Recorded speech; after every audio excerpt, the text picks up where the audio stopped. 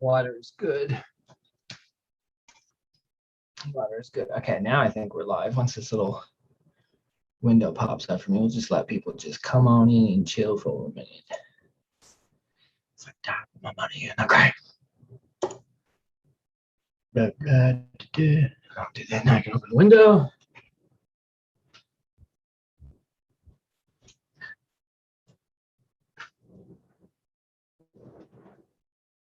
Let's just open that. Shit.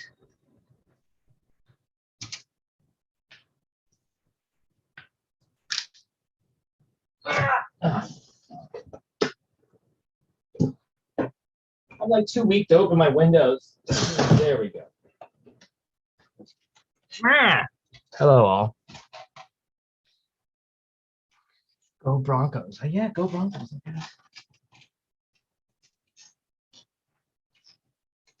Man, I took a week off. I needed it. You ever get fenned out? I was fenned out. Too much Fenn. But I did quit smoking. I'm on, what am I on now? Let's see. I think this is the 8th day. I got a little app for it. I mean, I still have this, but 8 days, 162 cigarettes not smoked, and I have apparently saved $73. Although I'm still getting these, so.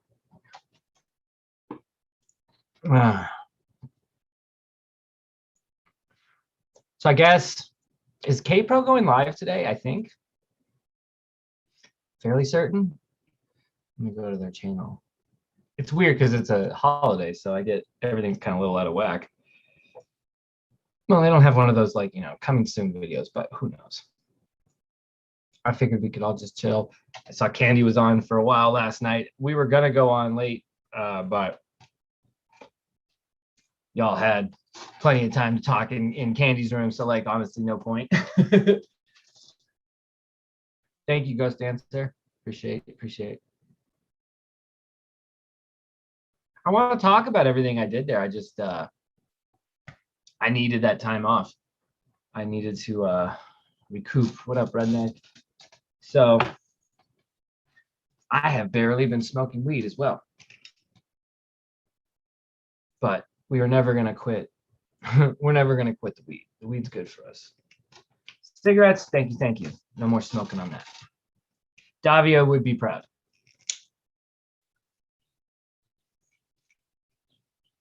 But I will say something weird has happened since then. I can't smell or taste fucking anything. Pretty sure I got another round of COVID or some shit. No taste, no smell. It honestly, it feels like the burning sensation you get if you like come out of a chlorine pool too quickly and like all that chlorine water goes right up into your sinuses and it burns a little bit.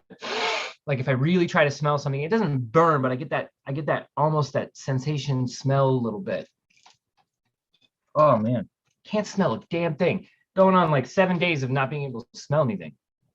It's kind of awful. It really is. You feel trapped. You can't fucking smell like a nice sizzling steak that's cooking. Like I can't, when I'm grilling, I can't smell what I'm cooking. This weed has absolutely no smell to it. To me, it would smell a lot like if I had like a stuffy nose and I was smoking weed. Like I smoked weed on vacation a couple times with those. I was like sick from jet lag or whatever, but like it had a different taste and smell to it. It's like that, but it's permanent. It's not going away. It's making me nuts. Rick, later.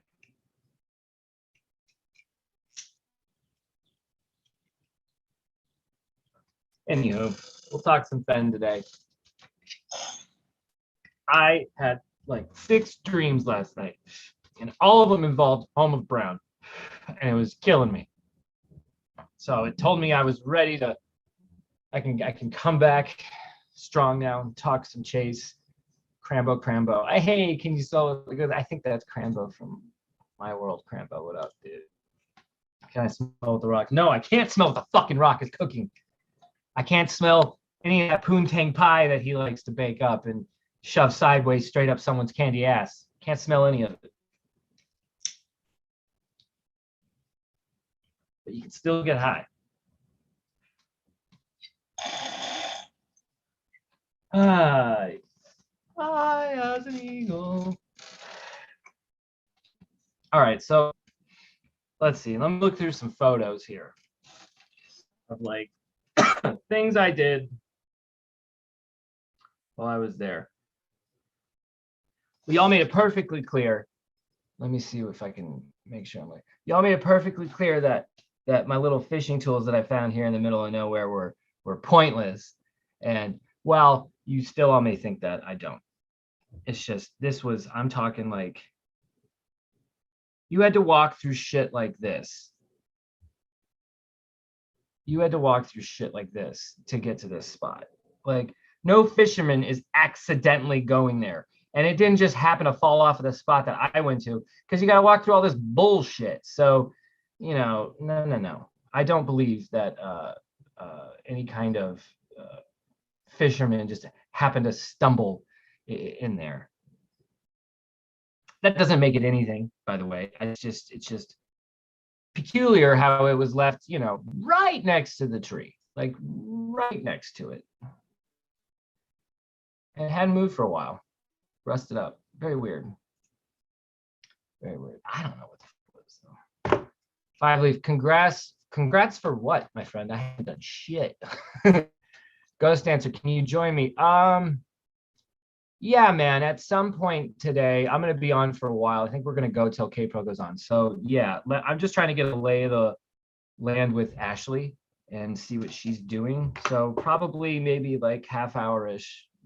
I'll like open it up and we can have people hop in. How far away from the river were the fly fishing tools? Good question, Rudy. Let me see if I can show you the map and then I can kind of walk you through where we were. I'm sure it's going to be very familiar for you, Rudy, in the area that we went.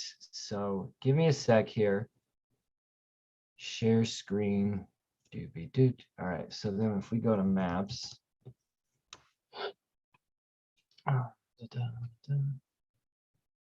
and then, we exit where I live. Whenever I'm streaming, maps just goes so slow. It's so annoying. God, Star Valley Ranch. I had such a solve there. I couldn't get it all the way. But it felt really good for a while. All right. First thing I gotta do is get this to the satellite. It's the only way I'm gonna remember it. Can I remember this after 2 weeks? Oh my God. What's going on? Come on. Thank you. Jesus. All right. So if I remember correctly, the 2 creeks over here. Yeah, right here. Okay. So I'll let this catch up and not be so pixelated. There we go. Okay. Oh, it's almost okay. All right. So I would say we started here and then we went. God, it felt like it took forever too, but we went, yeah, right about here, about 1,000 feet, right somewhere in this vicinity. Again, I just don't see how a fisherman is going here. And it was more off to the side, Rudy, so it was further away from the creek at this point. I would say maybe, fuck, I don't want to really commit to an area because, the area might make not sense. It's just, it's somewhere here,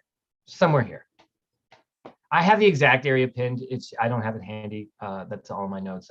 And Jens might still be up there, so you might want to look at the exact spot again before I just post it. But it's somewhere here. I hope that answers your question, Rudy. It's right. Yeah, I recognize most of the spots in your video. Looks like fun. Did you have any thoughts about the teepee tree? Yeah, dude, that was actually pretty insane. I loved it. I wonder how many pictures of that.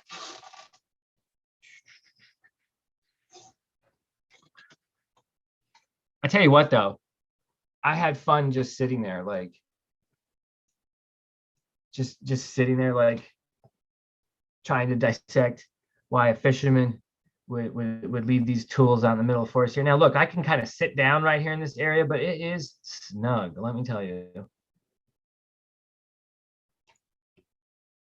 Bring what back up? Shit. What was it? Did I give away my home? Is that what that was? And I will say, oh shit, that's a picture of how we left it. We made it into a little teepee tree, actually. Really, I was about to share this one picture, and then I'm like, wait a second. That's not a right teepee tree arrangement. That was just I love this scenery though. Like, flip, man. Flip iPhone. Jesus. Oh my God. I hate iPhones. Walking through that stuff was pretty cool.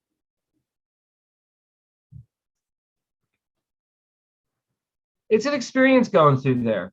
It's not as dangerous as you think once you start walking in there. You certainly get a feeling like you're not supposed to be there. You're on other people's ground. When I say other people, I mean just kind of the wildlife. But it feels like, oh, congrats on the 5. Yes, thank you, 5 Leaf. Yes, 8 days, no cigarettes. So trying it again. Where did I cross at 9 Mile in comparison to the parking lot? Okay, I got to do that all over. Well, we did it a couple different times. So let me clear that measurement. And I think actually I measured from the stop sign, to be honest.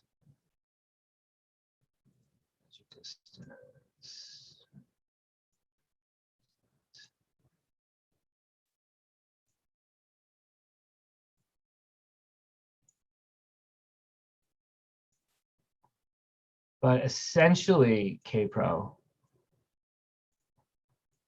4.2 from the stop sign puts us into kind of the, where I went, it was kind of like at the forest right next to it, which I liked.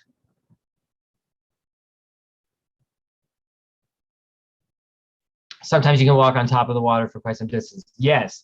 And to this day, man, I can't visualize a better no paddle up your creek, just heavy loads, water high.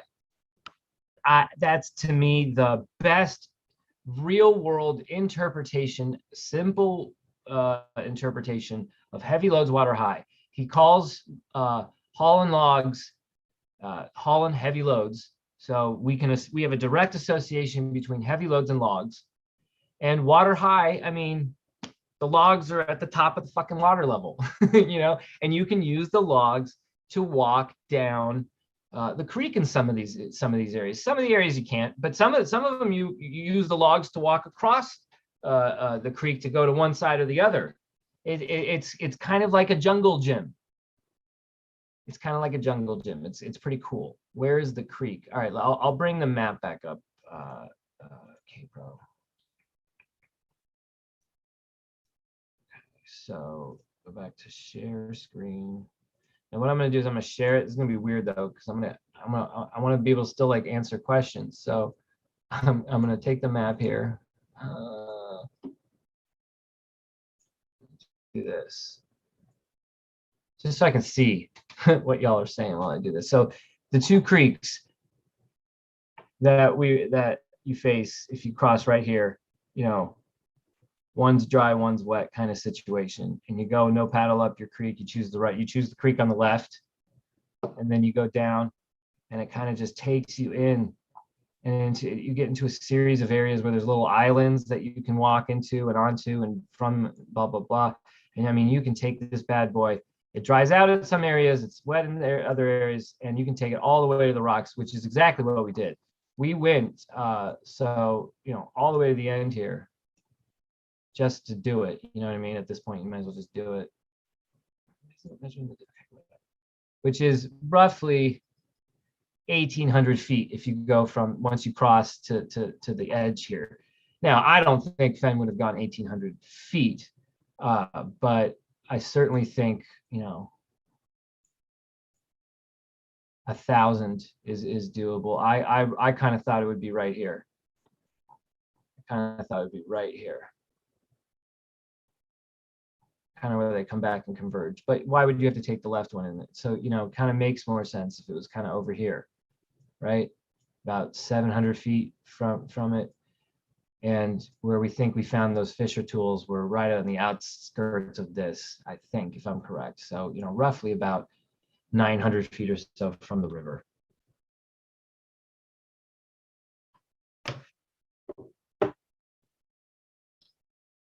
See if I have any other cool, like, and I know this happens from time to time. It's just when you're on a forest Fenn hunt, and you see like the only tree around looking like that, it's pretty cool.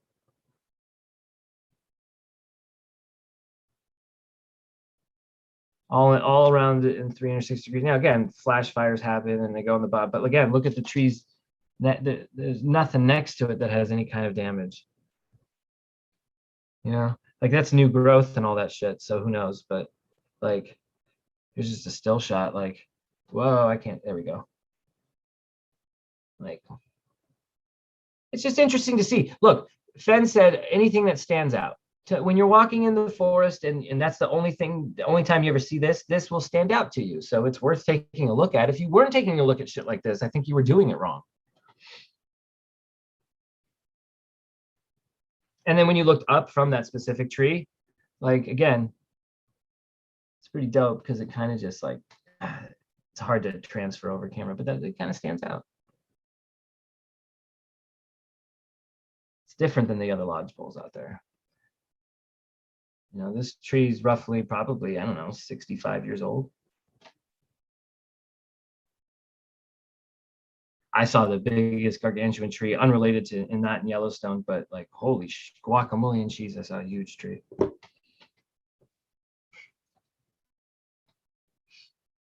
Anywho, that was a cool thing that I think that was worth finding, or at least worth seeing. Especially, like I said, when you're on a treasure hunt, where you're told, look for anything that stands out, and you're thinking it's this tree, and then you see shit like that at a tree. And now Ashley's texting me delicious shrimp tacos. Like, if I have to suffer, so do you guys. How about that? Like, look at this. That's fucking gorgeous. Oh, and she knows that I like shrimp. What's up, people? Man, oh man. Killing me, Ashley. Killing me. So yeah, happy Labor Day to everybody. K-Pro, are you going on today? For sure, Rudy.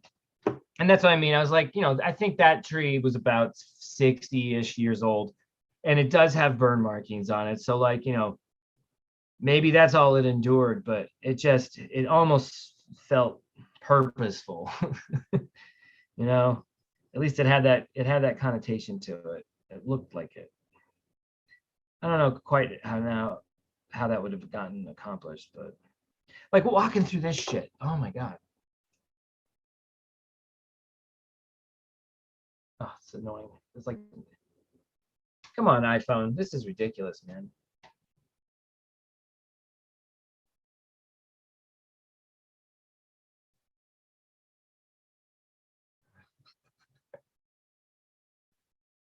Oh my God, I hate it. Come on, stay. There we go. But walking over all this downfall, like it's a workout. It is a friggin' workout. Let me tell you, walking through that stuff. I guess it's better if I could share the actual like videos. I guess we will at some point. We'll put out more clips and shit. Although I think some of you guys saw some of this, maybe. I don't know. Ashley was uploading everything. I was just kind of like sending shit as I could. Copperdan frame ending. It's over 5,000 already. Holy shnikes. All right, so we're gonna check that out. And going over the Condor database. I'm seeing Condor everywhere now. I saw somebody Condor 37 in a DraftKings tournament, and I screenshot and I was about to email Jack and say, "This you?" but I didn't. What's up, Packer Jack? Well, that's cool that we're okay. So it sounds like Condor database. What are you going to go over, K-Pro? Are you going to go over other ideas besides? Because I'm not. No one needs to be sold on Madison. Nothing about the database is out there to prove the location. Really, I think Condor is just to prove. Okay, we have a connection to Jack. Now we can figure it out. But no stone should be left unturned, right? So I'm curious what you're dissecting. It's probably maybe something that I even missed.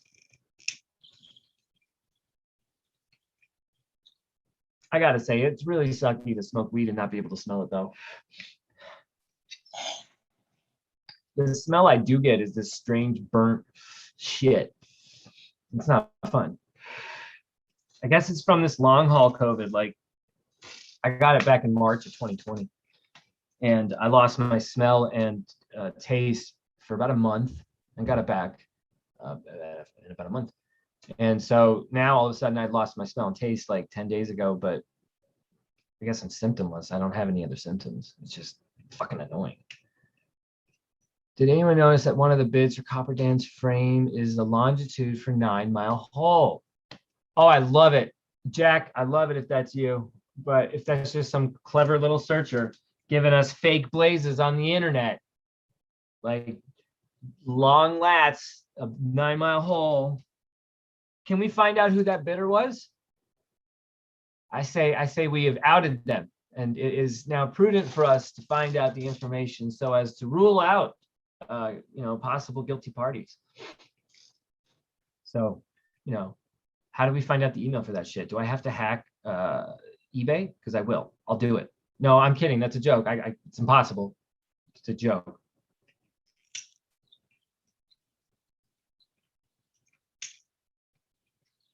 You really got to be careful what you say on this shit. And smoking weed and letting the guard down is probably not too helpful. But revolutions, whatever that means. So what do we want to talk about chase-wise? Because I want to talk DB motherfucking Cooper. But I don't have Alan K here, so I won't.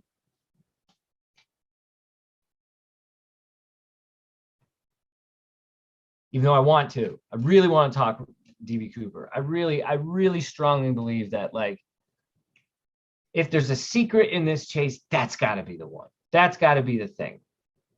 The thing that, did I make it up? Wasn't it something like the story could be worth even more than the chest? Like, not in even a sentimental way, but like in a legit way, if the story is insane enough. So, like, how does he not open that olive jar? I don't understand. How does he not open that olive jar?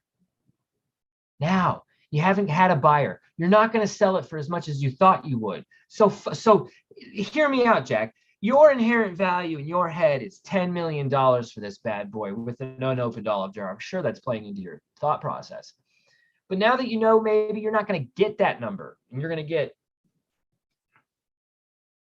30% of that number, we're lucky, then maybe you don't think you're getting maximum value for that jar. So maybe, just maybe, you want to think about that and reassess what you want to do with this jar. Like opening it up and maybe selling it separately, or before you sell the chest, or, tell us. I'm just saying, maybe there's something interesting in the fucking story. Oh, no, I know. I guess it's just a rehashing of the thrill of the chase, a memoir. You mean a treasure hunting book? That wasn't a fucking memoir. That was a treasure hunting book, ladies and gentlemen. It might say a memoir on it. It's not a memoir. It's a treasure hunting book. At least, IMO. Alan's here. Oh my God, DB Cooper time, DB Cooper time, DB Cooper time, DB Cooper time. Alan, can you come on? It's DB Cooper time. And then Ghost Dancer, you can come on and talk DB Cooper with us. DB Cooper! Dun, dun, dun, dun, dun, dun, dun, dun. Let's do it. I gotta get the link to you somehow. Hold on. Well, let me see if you're actually gonna hop on if I get all excited. Last lawsuit to settle, only one left. Well, there's only one lawsuit. I think Copper Dan can see the actual bidder names. Oh, yeah. Oh, interesting. It would be smart for Jack to wait to sell until after the documentaries are released. Another publicity cycle will boost the value. Oh, yeah. Totally agree. And maybe Jack has wised up to this. You know, we were all like, oh, you're ruining the value of the chess. Okay, well, maybe he has ridden the pendulum and it's just like, okay, fuck it. Now I have to ride the pendulum and wait till it swings back. And so now he's got to play a little longer game than he was maybe planning on originally. But that's got to get frustrating, man. So, you know, you're with us for a little longer. Why don't you just come and be a good guy? I bet you being a good guy increases the value of the chest a little bit. Just saying, if we're riding that pendulum swing, you know, you can stop fools like us talking about DB Cooper, especially if it's not part of the story, right? Luli just got back from hiking around the Madison. Was a blast. Yep, it really is. Really is. If there's no wildlife around and it's just you in those woods, it's quite serene, I must say. Can't right now, but would love to. Oh, mother puss bucket. All right, DB Cooper on talk on hold. Alan, we're gonna be on for a while today. We're gonna go right into fucking K-Pro's show, I think, unless I get bored. So, you know, if you feel like coming back and talking DB Cooper with me, then I'll open up the Zoom. Wise man once said, indecision is the key to flexibility. I mean, it does seem as if that is transpiring in front of our very eyes. Kenny Christensen, I need a face before I comment because I can't remember the name quite.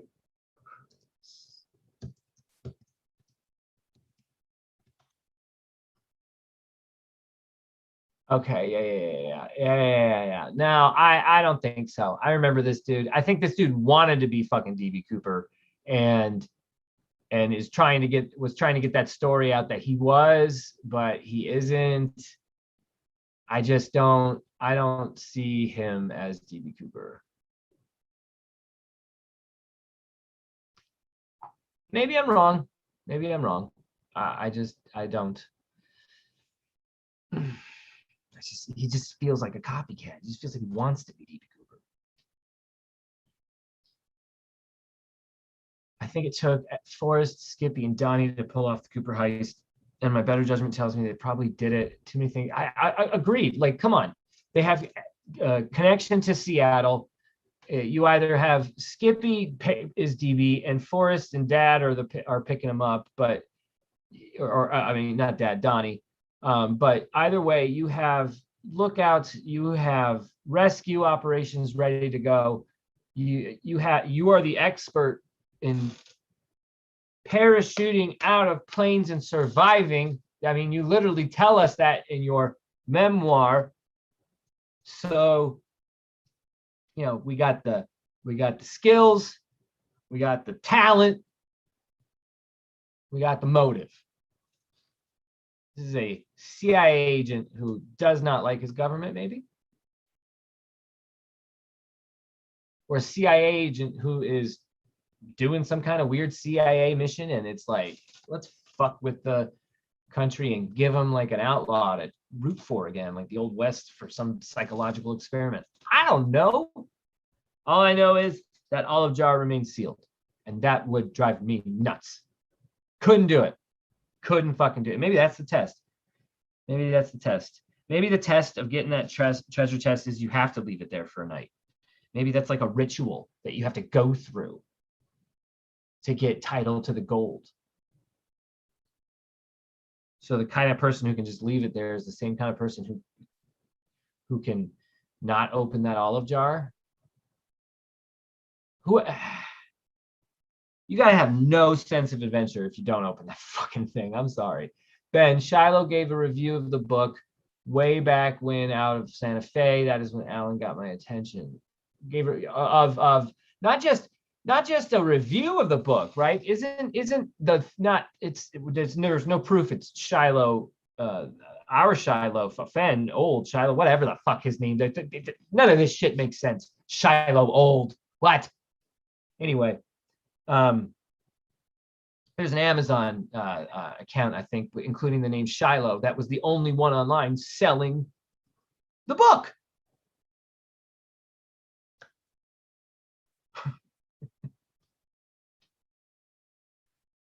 Brad Meltzer did do a decoded on the but they focused on, they didn't, there was no premonition of Forrest Fenn in that. There was no information given to them that included Forrest Fenn. So yeah, I mean, it wasn't shocking that they focused and concluded on Christensen. Again, I just think, first of all, Brad Meltzer's crew is good. I actually enjoyed that show for as much as it wasn't scripted. I mean, it still is, but they are not right all the time, though. They were wrong a few times. They made assumptions and stuck with those assumptions, and then confirmation bias. And for real, like, that is a group that can get into confirmation bias very quickly.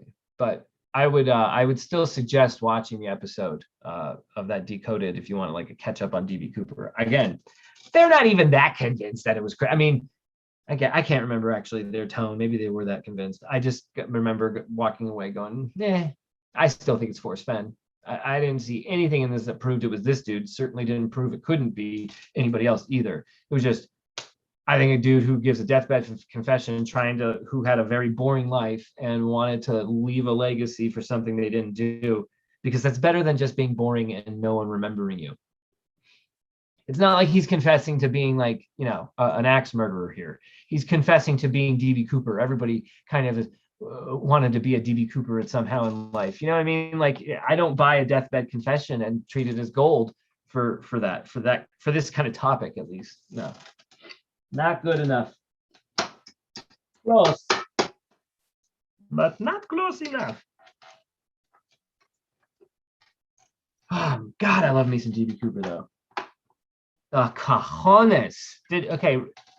I mean, he practically flirts with the flight attendant, doesn't he? Like, my goodness gracious. That is some Indiana Jones kind of shit. It really is.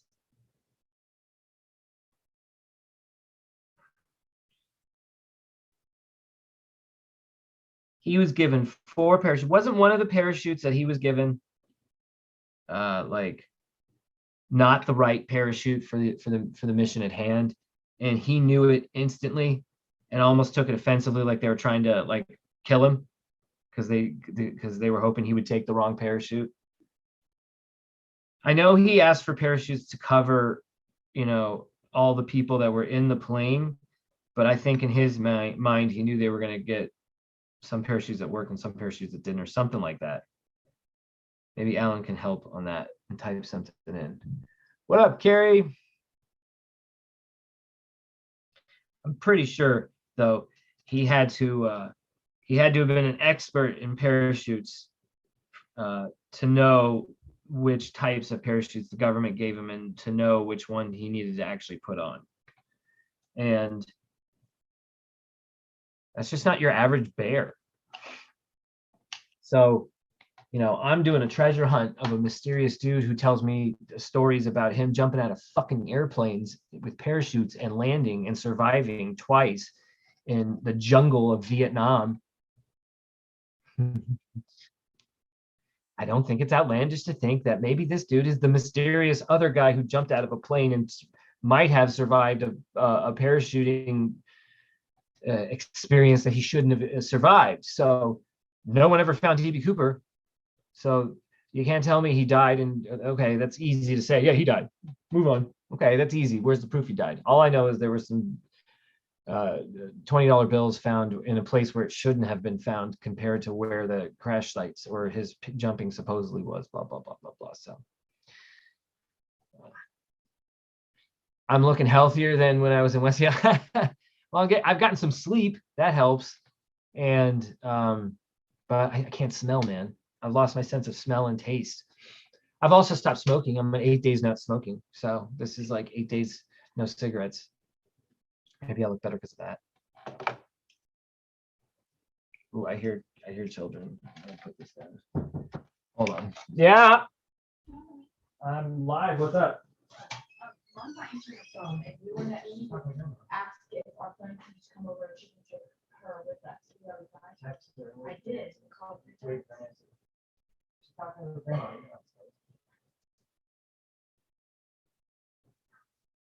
Or keep calling her until she picks up and bother her. No, but she told me. Other day I talked to her. She said yes. I guess it was like 1:30.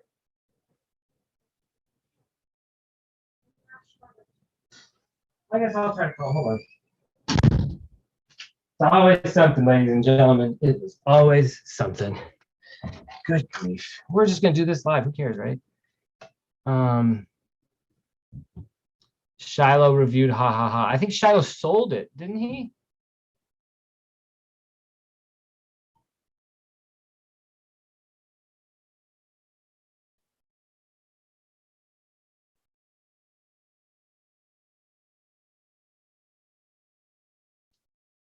Only reviewed? Where's Alan? Someone get Alan.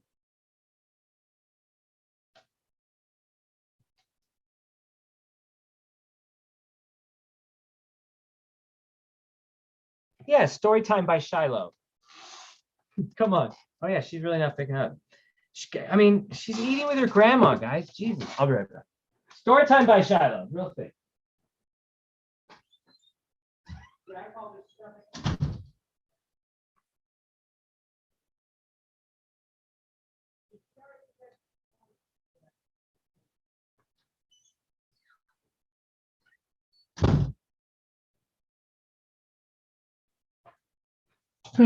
Anyway.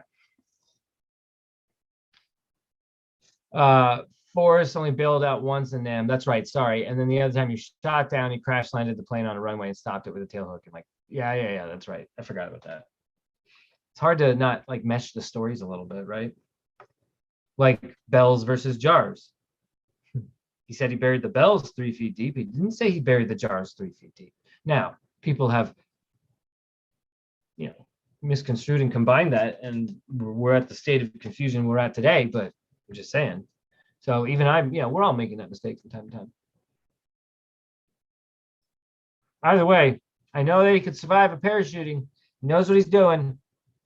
And he said, shit, I could have walked through that jungle all the way to the China Sea or something, and not make sure that none of his boys got, hurt trying to rescue him, but he had to wait going back to family, but he knew he could do it. If you want to eat the little critters under all the logs and shit, you can survive. Like, that's almost an insinuation from a man later in life who's also talking about another time where he had to walk through the woods for maybe a night or two and survive in the cold environment. Just saying.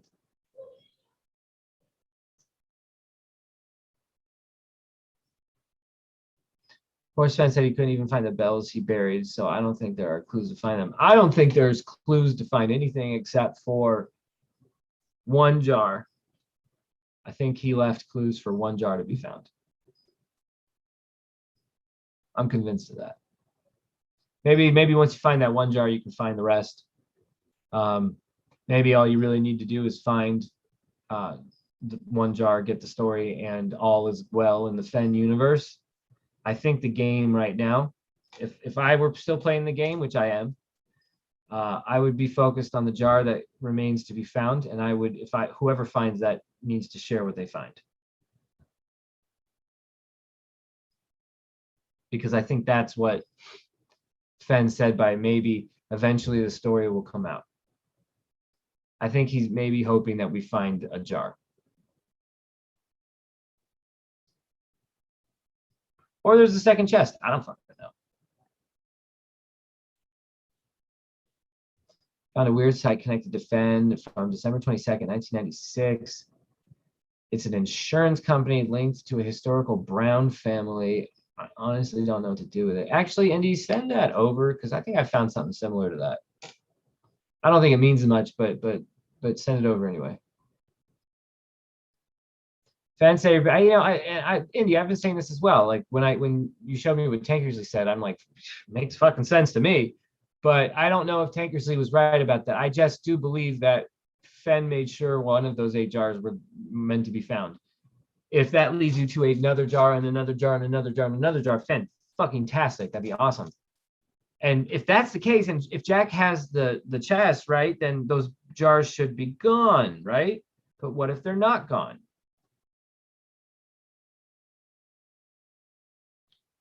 So it's just, oh, and I'm getting that Tua jersey. Don't you worry, I'm getting that Tua jersey. We do look good. But you know what? We've looked good many times. We need to win a game in the playoffs for me to ever have any hope in a season. So it's going to be a long 17 weeks before you even see me hyped up. I will be happy about wins and losses, or happy about wins and unhappy about losses, but oh boy, I will not get that excited for the Miami Dolphins until they show they can win in the playoffs. That's what the jars do. The jars, again, that's what Tankersley is saying. Tankersley is not the end all be all. He also said didn't he also say he got to the chest or near the chest and didn't need the chest himself? How did he do that without going through all the jars then, right? Or is he saying he did go through all the jars, so he has the jars, right? I mean, there's just plot holes in both his stories being true. I think he's assuming a great idea is you need to find one of the jars. There's 8 of them. You find 8 of them. You got all your 8 clues to lead you to the 9th clue, the blaze. It makes perfect sense if you had to find a jar to get to this treasure chest. Or there's another chest out there and these jars will lead you to that chest. Again, fine. I'm telling you, my gut is Forrest Fenn was trying to lead us to 1 jar. He's not going to lead us to all 8, even if that's what he wants us to do. And all 8 leads to a second chest or what. He's just leading us to 1. We only need to be led to 1 because then we'll go from there. I believe he's trying to lead us to a jar.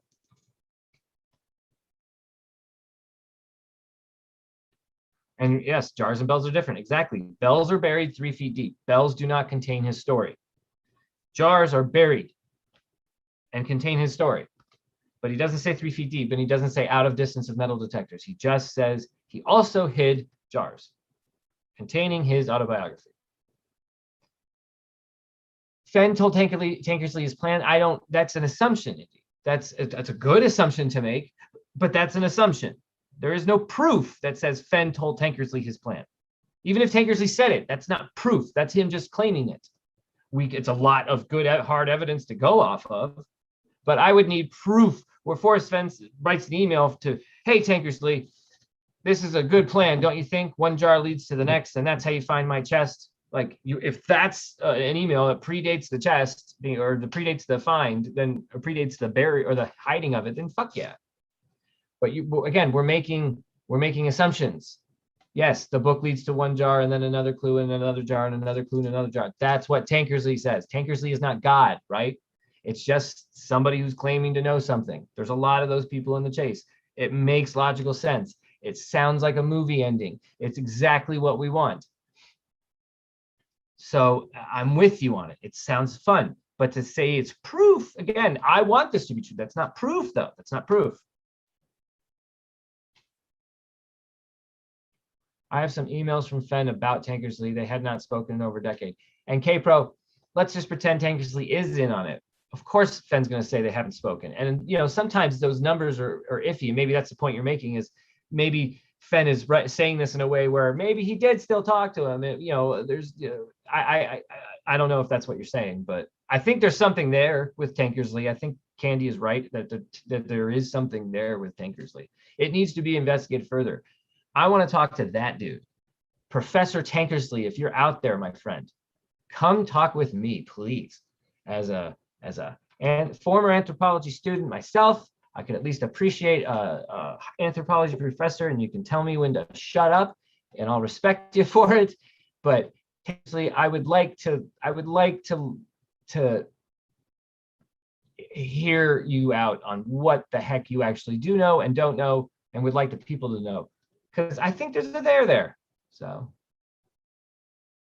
and no, we shouldn't drink every time I say Tankersley, because it wouldn't be a fun drinking game, because it'll be a little amount of time, but then I'm not going to bring him up again. Like, we'll bring him up if it becomes relevant again. Barely 200 feet from the parking area to the south side of Madison. What's that in relation to?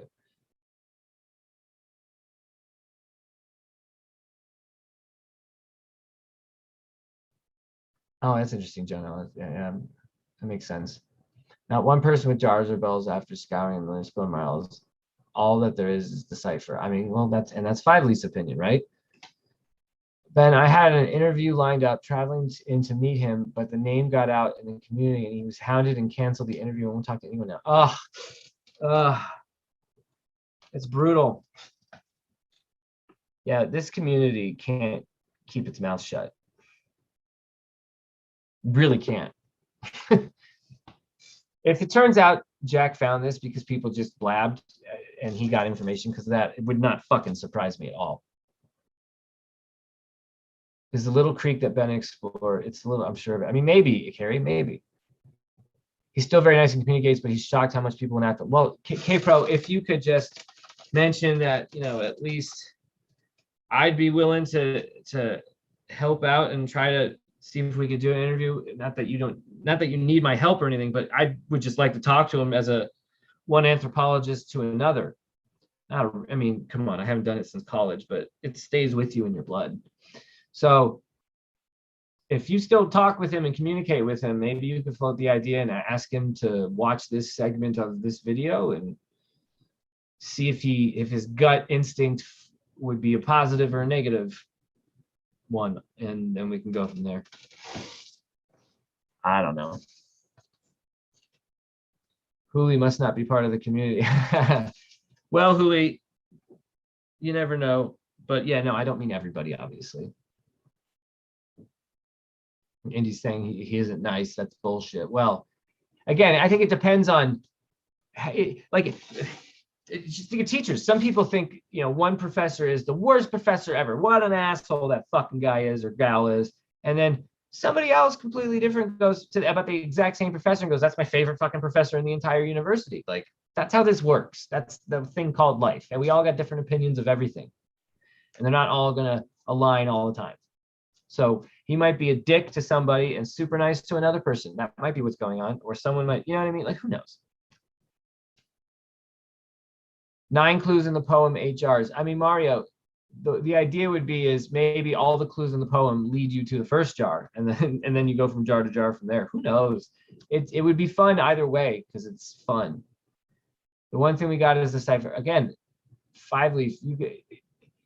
There's a provable GPS cipher with using homophones that lead you to pick your spot in fucking Yellowstone. Again, it's tough, right? It's just, we all have our idea of what happened and what we think is the right answer. And some of us don't know what the right answer is, but some of us sure seem to think we know what the right answer is. We just don't know. Like, I know that pisses people off, but we just don't know. We can't be ruling out shit.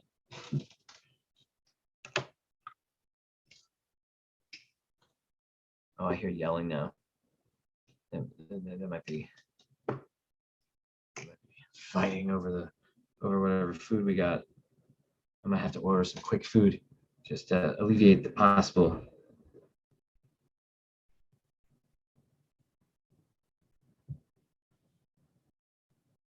No, I think they're just vacuuming, actually. That's good.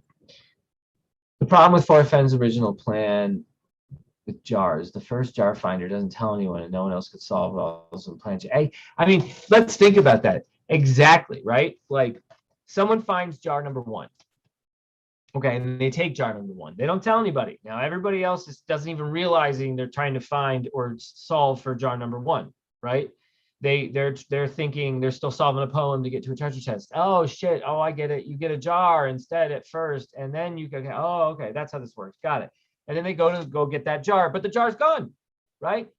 Person A already got it, and they don't know what to do with it. They don't know how to fucking get to the next one. But you know what? Now the chase is just about one person, whoever got jar number 1, and that is something they can hand down to their family members, I guess. Like, I found this jar. It is going to lead you to a treasure chest, but no one else is going to be able to find it because we have the jar and nobody else does. And so you just keep it in your family until someone finally fucking finds jar 2, I guess, or something, right?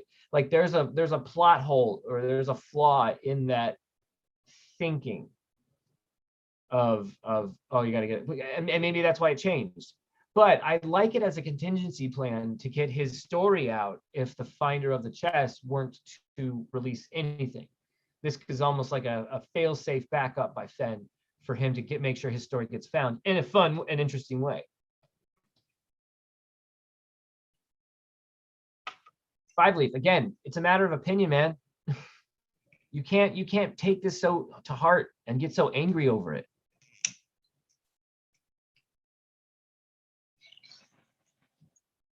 Multiple people without talking found the same exact GPS coordinates in that poem at relatively the same amount of time.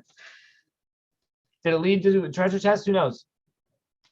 Don't know if it's right or wrong, but multiple people saw those GPS numbers without ever talking to each other. No one has verified anybody else's solve for anything. Everybody has a cipher. Everybody has an anagram. Nobody has a chest.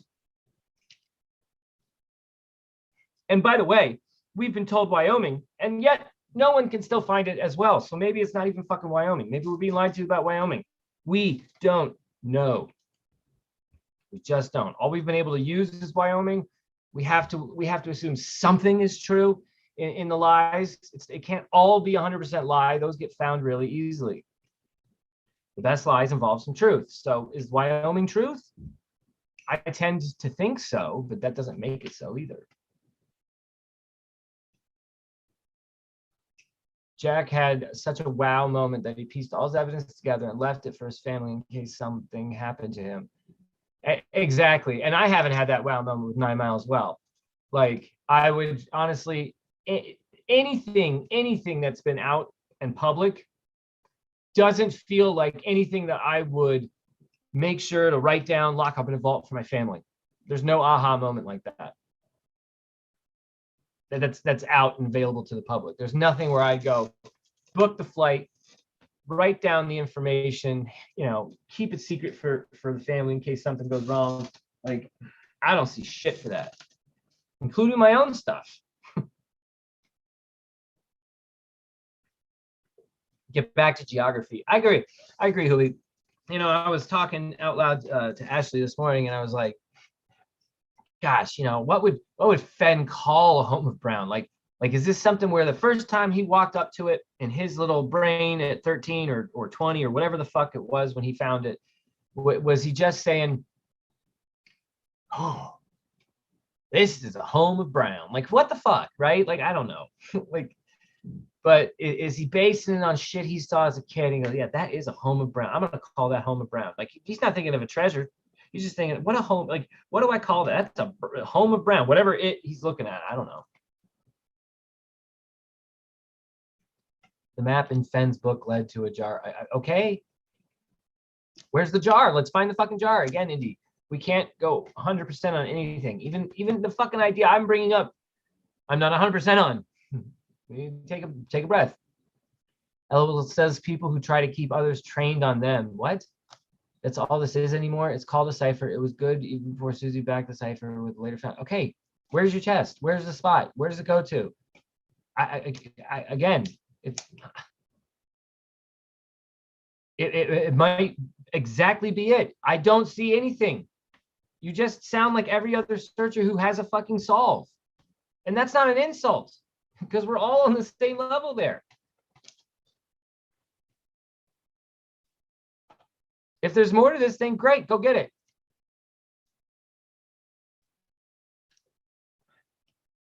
I mean, the man himself said no ciphers. So again, where's the truth? Where's the fiction? Where's the lies?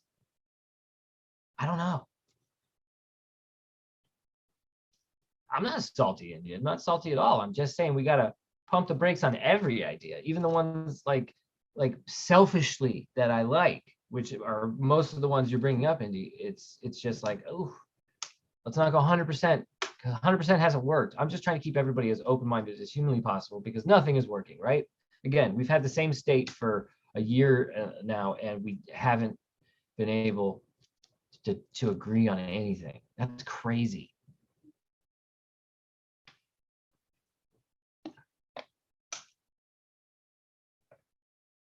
If anyone has been to 9 Mile, when you cross, there is a spring that is upstream from a shallow ledge that falls off 6 feet. I'd like to hear if you've been there. Yes, DS. I have been there. I didn't know it was 6 feet though. Kind of looked like 4 to me.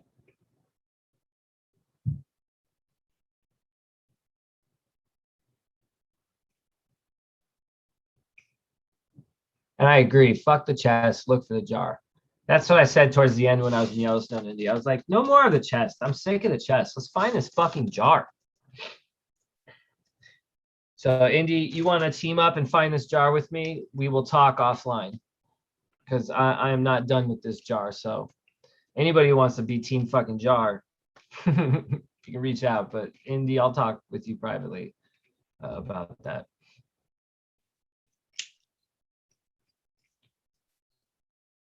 My Rick lighter is dying. It's very depressing.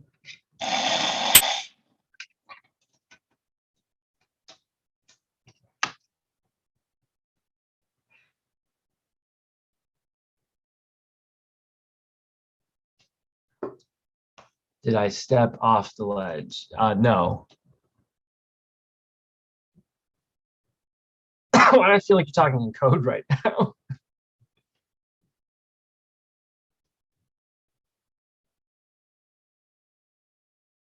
Jar over chest. Right on, Alan. That's kind of where my head's at. It seems to be where Indy's head's at. Fuck the chest.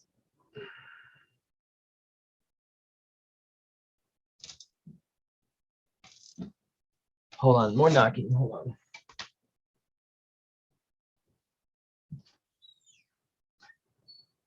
on. Maybe I hear it. Must be hearing things. All right, Indy. I'll check that. I mean, it's easy to check, I guess now. But hey, I wrote a paper there. Did I tell you that? Okay, Indy, I know exactly where it is. When you want to go? Honestly, like when do you want to go? It's funny you said that. Where did you hear that?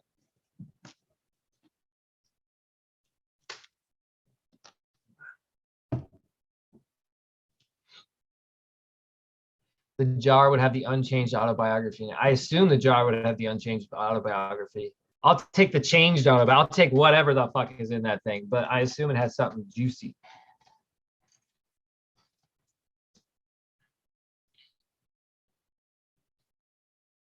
The guy at the Eagle store told me I'd catch large fish on that ledge, big browns. Yeah, you know, I just don't understand how brown can be brown trout and then Fenn say nobody got Homer Brown right except for the finder. Right? Like at some point, are we not playing the same game as the finder was? Like, are we just all fucking swinging blind here? Because Forrest Fenn said no one got Homer Brown but the finder.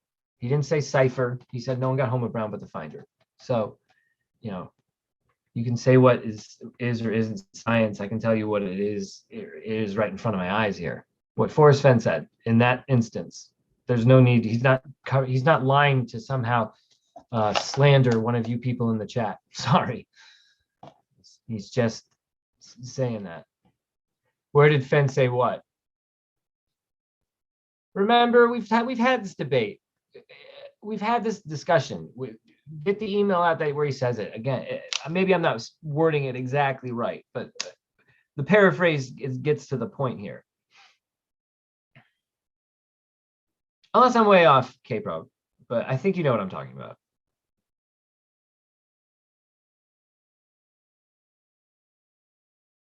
Indy, I know, but again, why do you assume I haven't done my own research on that exact area? Like, that's why I'm saying, when do you want to go? Like, we have a lot to discuss. It's interesting that you came up with the same location I did, is what I'm saying.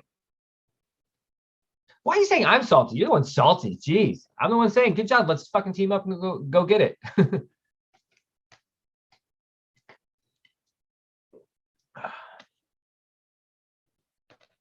On the wall of fame at Eagle are fish caught at 9 Mile. Yo, it's like, does Fenn have one on there?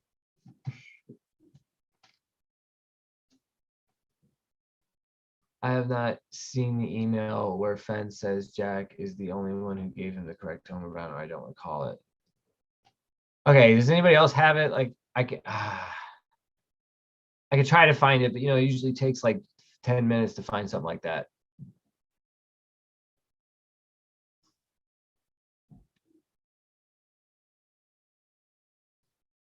Nobody's invested against you, Five Leaf. Like, and I don't understand why you need to have so many people believe or understand you. Who cares? If you see it, no one else does, great. I don't like, you know what I mean? Like, nobody's invested against you. We're just not. Came up a couple of nights, nobody could find it. Oh shit. All right, fine. Now I'm gonna have to find this thing.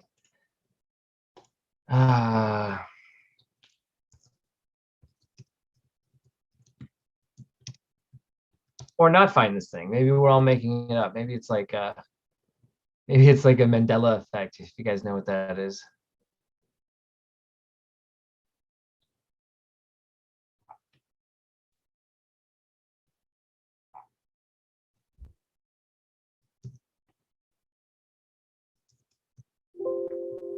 Oh shit, then why'd you give me this page, Google? God.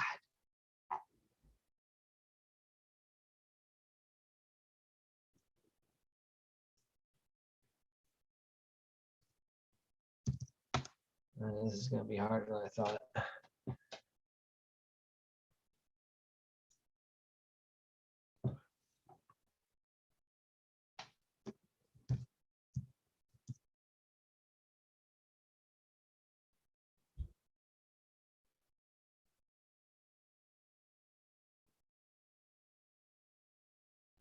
See, okay, so it started with this June did everything right, and they posted this in August of 2020 on Thor, and they're referencing an email, but they're not showing the email. Okay, so interesting. We're not done yet, though. That doesn't mean shit. Let's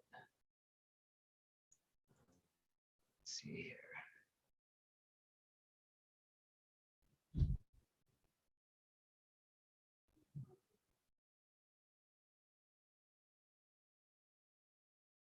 Let's see here.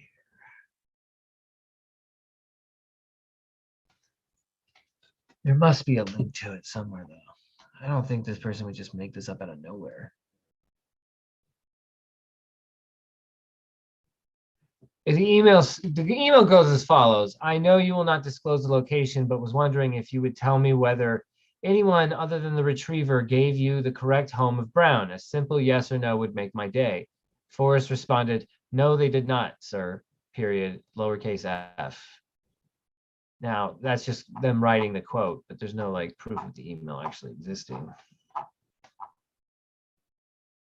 Oh, this is a thread with 15 pages. Jesus, Mary and Joseph.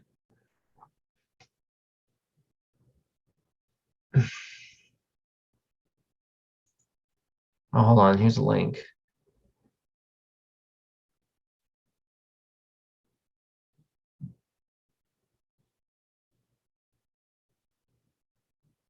Interesting. Well, at least this is the person claiming it. I'm going to link this Reddit page. This is the person claiming they wrote to Fenn. So it's at least from the source.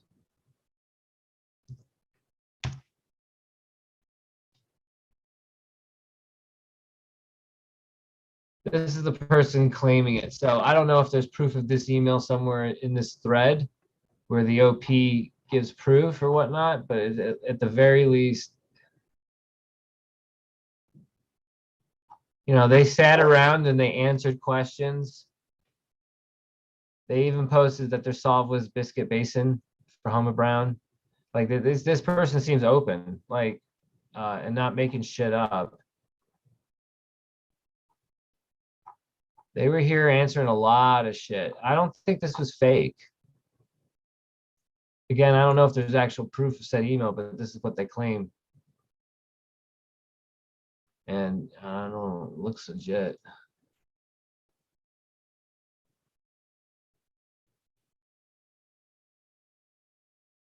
Albert's kind of writing it the way I remember this as well. The email originated on Reddit. The original poster didn't need to give proof because we all believed him. Yeah, there was something very legit. Who was the OP? The OP is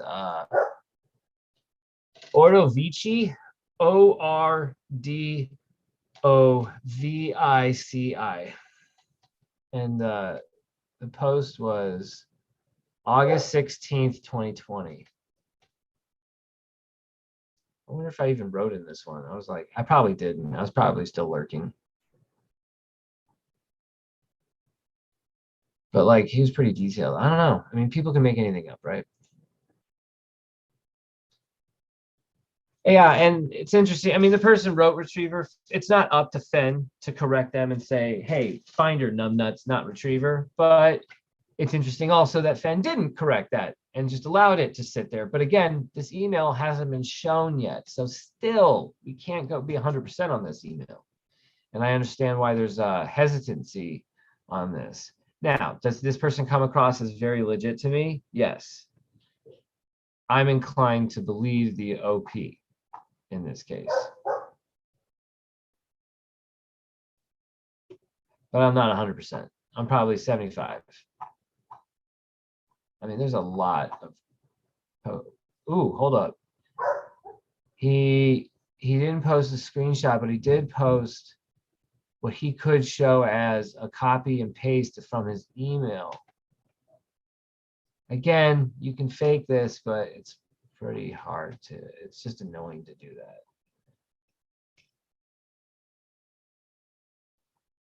that. Oh, sugar's barking.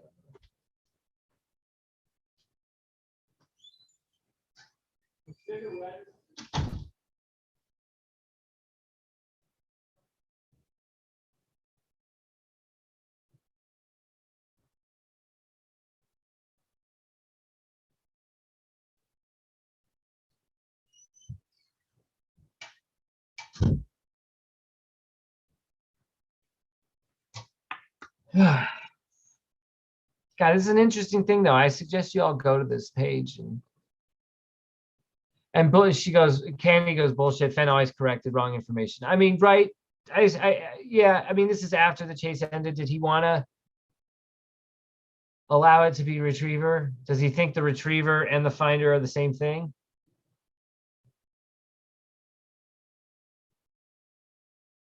Okay, so Kpro says, see Alan's question from above.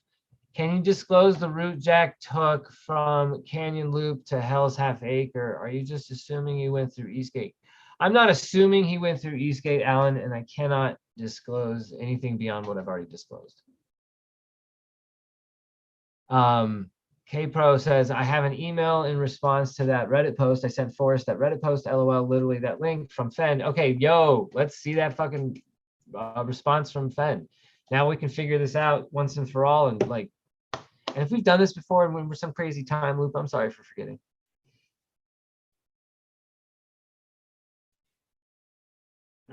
Kpro, how do you want to? How are you going to post this? That's the question.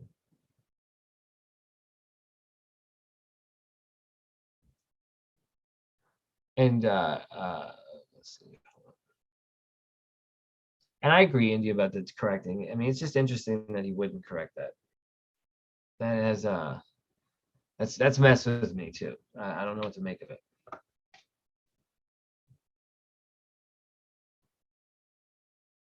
Everyone Google Therma, New Mexico, home of the Browns. Condor 2 responded to a post about several times in the past on Reddit. Yeah, but he also was, didn't he also make it very clear he never considered New Mexico as a solve? But so what, right? He could just be lying. That's interesting. I remember reading about this. I have to read it again to discuss about it, or to discuss about it. Jesus, to discuss it. But yeah, I don't know. It's interesting. Did you all see how the Condor 2 liked? Hold up. We don't want to get too deep into this. What Kpro's going to do tonight, but I was going to say, Kpro, what I hope you discuss tonight is a topic that he liked for the Blaze was the shooting star flower.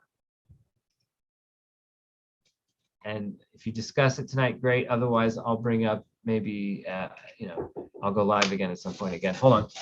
Yeah. Yeah, sure, dude. You brush your teeth? Thank you. Forward you the email, but start at the bottom. Start them from the bottom, never hurt. Yeah, sure. Shoot me the email. What email address are you sending it to? Just send it to like Bean Apple, if you have that. Or you could send it to Ashley's Facebook. That'll work too, right?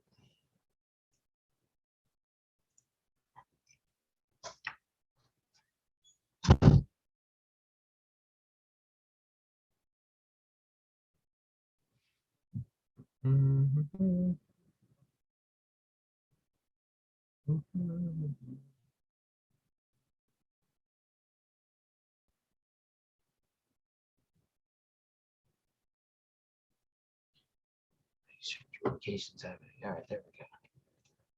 Let's get this email. Where did Jack get the information for the shooting star flower? He was responding to somebody else talking about it on a Reddit post, and then it was like him in response to it. It was one of those like, oh, that's an interesting idea for blah, blah, blah, or something like that. I've actually had a harder time finding it on my new computer, so, but I know it exists. It's not a deleted one. It was kind of just sitting there. So I bet if you go into the database and you just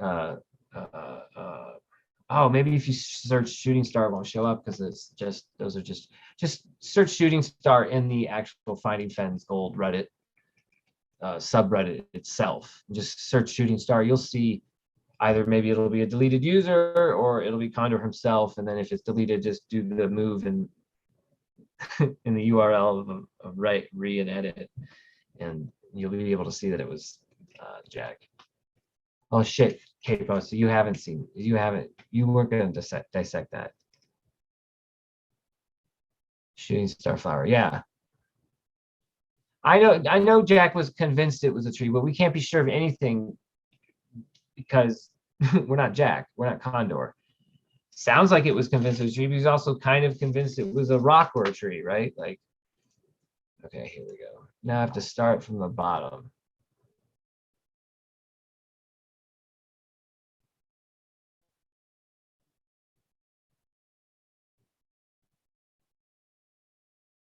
Oh, Christ. All right. So yeah, this is well, it clears things up. It's annoying. All right, so I read everything from the bottom to the top. Everything's fine in K-Pro. I'm sure you've already done this, so it's like fine. I'm like being extra cautious for no reason, but I just want to be sure.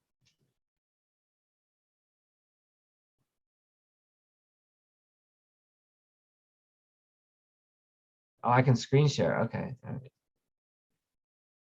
Hold on. This. All right.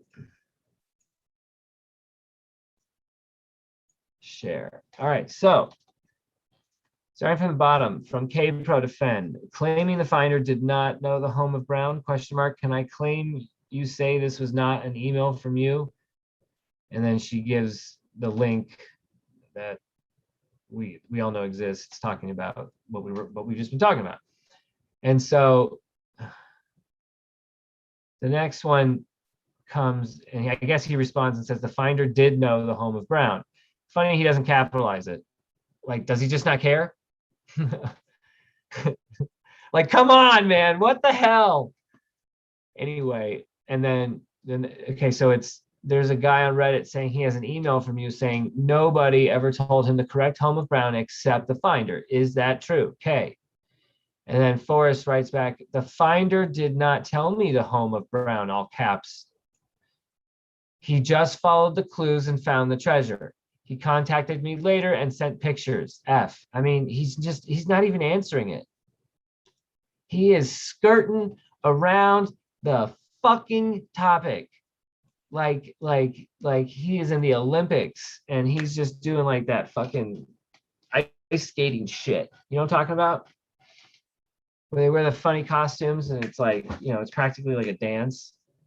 That's what he's doing around our brains. ridiculous.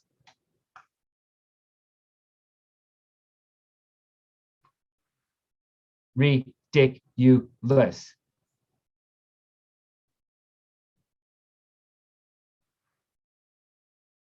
His stars were trout. Under a canopy of trout. So this thing was underwater, LB. Ben, did I ever show you my email from Fenn about the fire hole? I think you did. It was a pretty good email. If you want to send it to me again, for sure.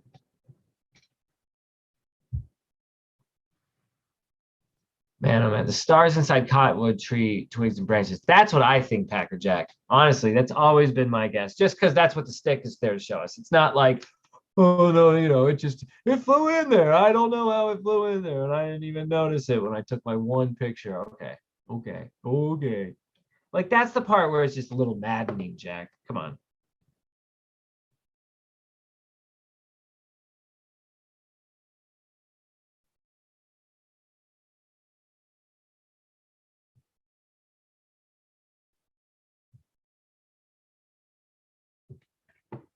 Having to check in and do parent stuff at the same time as this. Anywho, starting to think it has something to do with the other fire hole. Perhaps that would be cool. That would also fit the one who can best adjust. Like if your focus is on fire hole, maybe it's another fire hole. Like there's another 7-mile hole trail or something. There's another maybe it's another 7-mile hole. There's there's something else. There's a lot of adjusting you can do. Like, like the big picture. You could do Thomas Moran, or you could do Tyler Grafton Brown. So that's interesting. I gotta plug this in.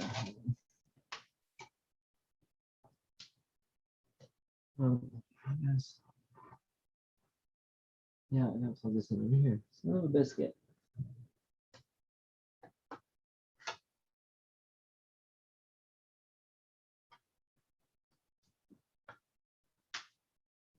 You plug that bad boy in, and you do this. Bada bing, bada boom. Let there be light. Then sent. All right. Let's check it out. Let's go to the videotape. I don't have shit yet. Which email address did you send it to? Oh, I am high. Oh, man. Albert, seriously, right? It's been a minute. It's nice to take a break from this thing and then come back to it. Candy, I'm just waiting to see if my email's just updating or what the deal is. You send it to Bean Apple?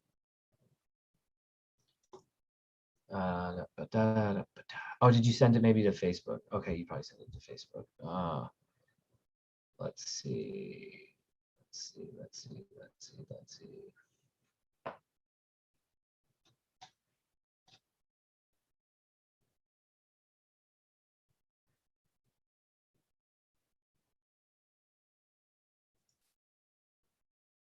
Wait, what? Hold on. Okay, I see your email. Hold on, let me see. I don't know. Okay, so all right, this is interesting.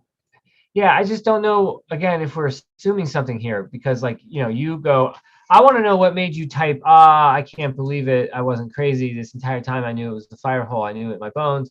I'm so happy. Do you feel better now that it's out?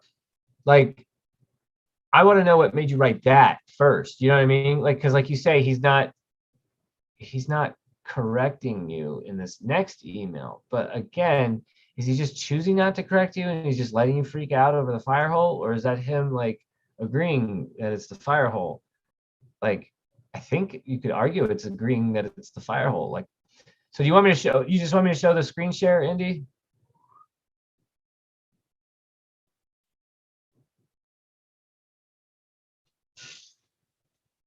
Zoom link you. Oh God, I'm not on your level right now, Indy. All right, fine. Whatever. I'm gonna have to see. The problem is I don't know if I have indica or sativa. I think I've been smoking indica, Indy. Just you're gonna have to bear with me and my chillness, okay? So you gotta smoke some indica and chill with me. All right, while I get you this link.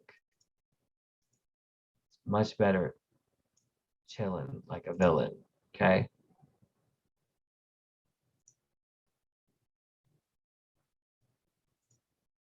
Something's happening to my stream. Let me figure out what's going on first.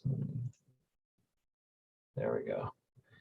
All right. Let me see. Participants, right? That's where the invite is. Copy, invite link. All right. You can explain this, but then, okay, Andy, but here's what's going to go down. All right. Even while I'm mellow. You make assumptions and I'm going to be like a lawyer against you. Not because I even disagree with you. I'm just saying like, I'm going to like, you know, I'm going to go lawyer on your ass and I'm going to make you prove your points beyond reasonable doubt or, you know, beyond a shadow of it. I guess, see, I might be too high for this. We're going to give it a go anyway. All right. Where's Facebook? Why did Facebook crash? God damn. All right. Hold on, Indy.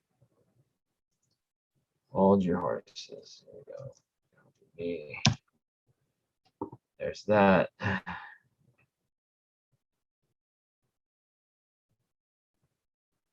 There's that. You know, this might be helpful anyway. Because I took Facebook out. That's right. Okay, I see why Facebook disappeared. Because I did it. Forrest said he doesn't correct people when they're wrong. See, that's going to be my main argument. That's going to be my main argument, 100%.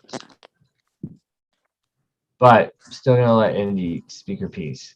Oh, woman, you better like get off this image shit and let me see a human being. Sup? Thanks. That's much better. All right. So now that you're there, I'll let you just share screen. You can read these emails. But I do want to know what the email was that led to that email. Do you have that too, or is it like irrelevant? Basically, that was the day it came out that the chest was found in Wyoming. That's why I emailed Fenn freaking out about Wyoming, because he just went on record saying that the chest was in fact found in Wyoming.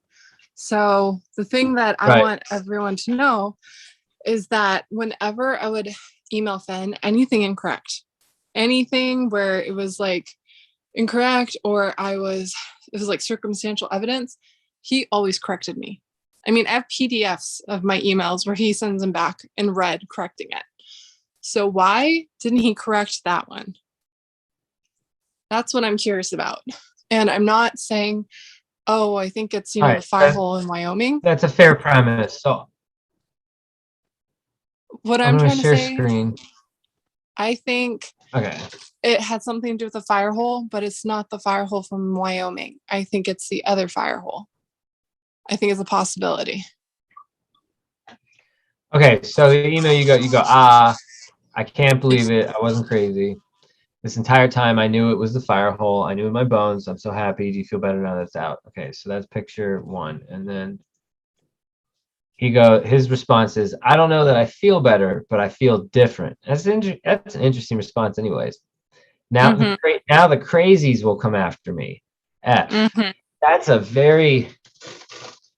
that's like such a depressing response, first of all. Like just trying to understand Forrest right now, that's just like, oof. He was so sad, so hurt. It doesn't seem like he's in a good place in this email. He wasn't. That's why when all of this first happened, I basically came out guns blazing, just telling everyone my exact thoughts on them for betraying him. So what I'm trying to say though is, okay, if we're taking certain things said by Jack with a grain of salt, right? I have the email from Jack where he says, and I quote, he found hints within the original writings that Fenn did versus the writings in TTOTC. But in the Reddit database, he goes on to say, my war for me didn't have any hints in the text, right? So he says there's no hints in the text because it was virtually unchanged from the original writing. So when you compare those two quotes, it goes to show you anything that was left out or changed in comparison to TTOTC, he considered a hint or helpful information. Well, the number one hint, and I actually went to the Wayback Machine last night, and I actually found an entirely new version of some of the stories from the Daily Bozeman Chronicle. Flywater was written in 2004 or 2003 on Fenn's old blog, and it's slightly different. But then there's the one from Daily Bozeman Chronicle from 2008, and it's where he mentions the fire hole. Remember, he has Montana and the fire hole mentioned. And we all know, geographically speaking, the fire hole isn't located in Montana. It's located in Wyoming. But what we do have is that in Hebgen, there's Firehole Ranch, and that's in Montana on the Madison. So it's a really nice. I went there. I mean, I think I was at least overlooking that area. It was like gorgeous looking. But then I'm sitting here going, this is Montana. How do I justify that it could be anywhere over this nice lake area here? Because it looks like it should be, but like also there's really not that many dense forests right there either, right? It's kind of like sparse. Firehole Ranch owns a lot of property over in Hebgen, and it goes into Idaho and Wyoming. So if you wanted to think like forest and be a fox, if I wrote to him saying, "Oh, I can't believe it was the Firehole," and he knew I had two solves. I had Hebgen Firehole area, and then I had Firehole in Wyoming.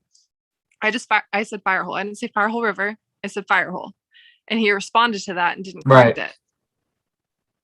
So what if wherever? Right. Well, Hooley says, well, you know, Forrest said he won't correct people when they're wrong, and he does though. With you, you're saying with you specifically, he would, is what you're saying. Every single time I ever sent him something that was the wrong information or taken out of context, he would literally send me back PDFs with it being corrected in red. I could show you the Looking for Lois and Clark email I sent him. It was like one of the last ones we corresponded with before the chest was found. It was just filled with red. Like I was in English Grammar School, and I just like messed everything up. But here's the thing. If he does correct, well then, but it still can't be Firehole in Montana because your subject line says Wyoming. So if he's going to correct anything, he would correct Wyoming as well, then, wouldn't he? No, that's the thing, though. That's what I'm trying to say. The Firehole Ranch, the property on Firehole Ranch that was goes on that Wyoming went into Wyoming. Okay, I get you. So what I'm trying to say is, I'm still trying to piece it together too. Wouldn't you need a confirmer if you're going to go on like private property like that? Like what would you need in the poem to like tell you this so that you think? When you are at Firehole Ranch, it's open to the public, all that property. Oh, it is. I didn't know that. Yeah. And what's very interesting, I was actually telling Ashley this like a couple of days ago. He spells Caddis Hatch wrong. Caddis is lowercase or capital Caddis, and he spells Caddis lowercase Caddis. And if you look up that word in that term, it means to judge based on an inheritance. That's what that word really means. And he used it a multitude of times in different versions of the story. But the thing that caught my eye is there's a historical cabin that is at Watkins Creek over on Firehole Ranch named the Caddis Cabin.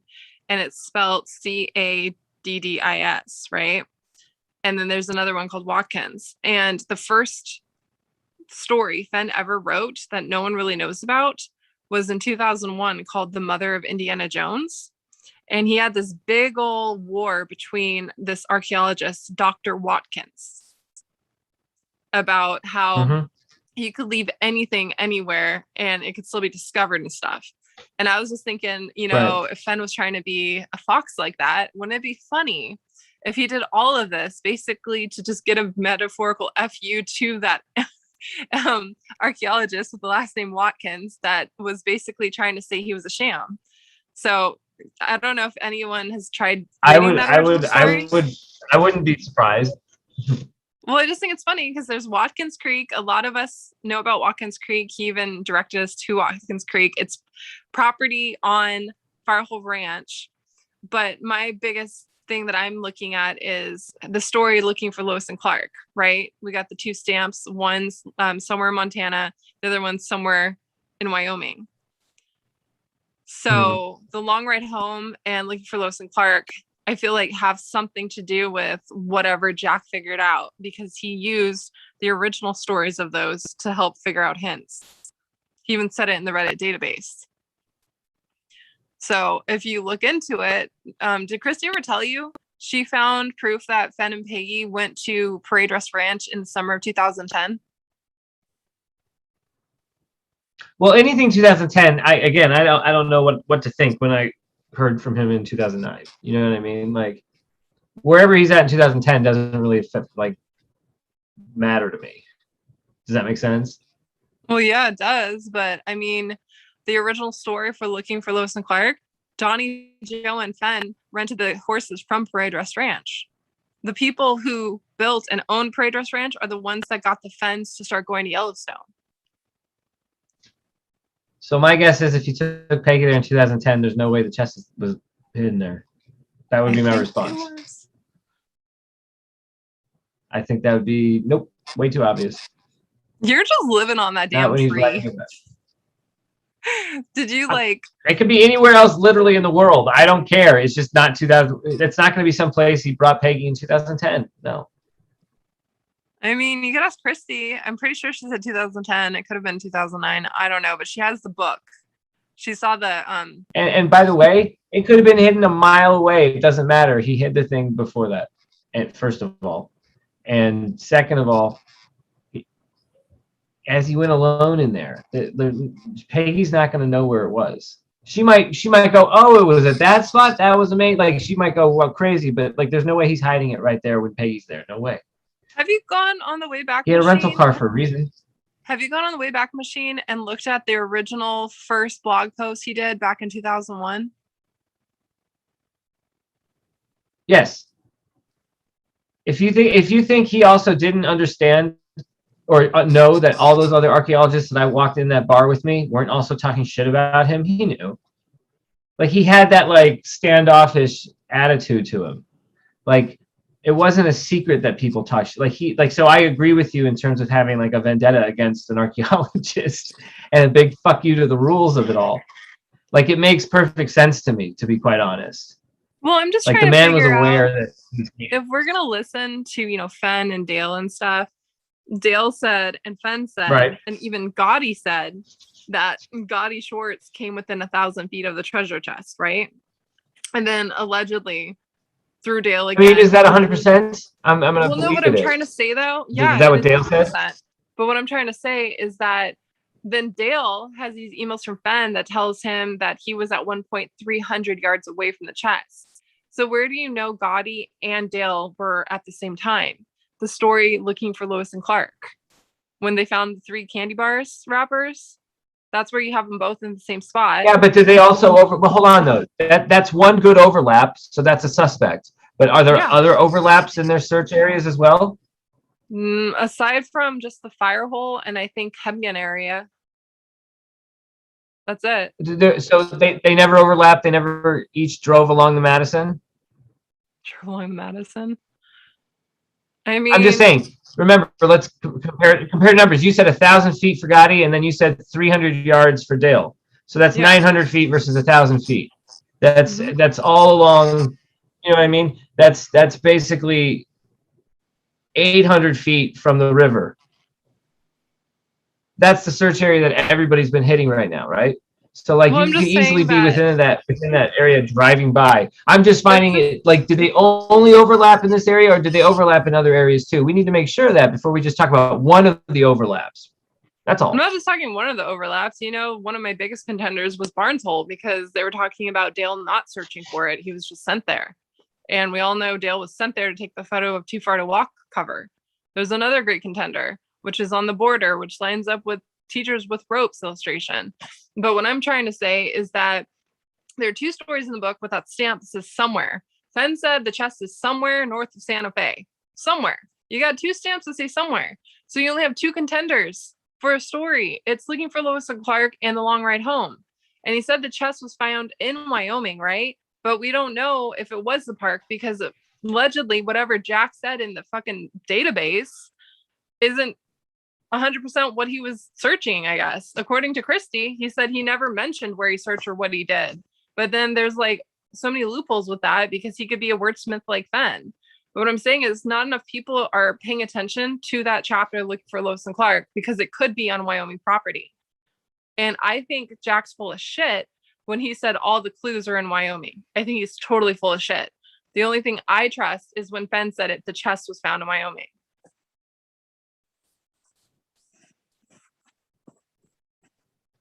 Carrie Galloway says, you drove within 300 feet of the treasure chest, and that's for sure, but don't look for any clues in this email. F.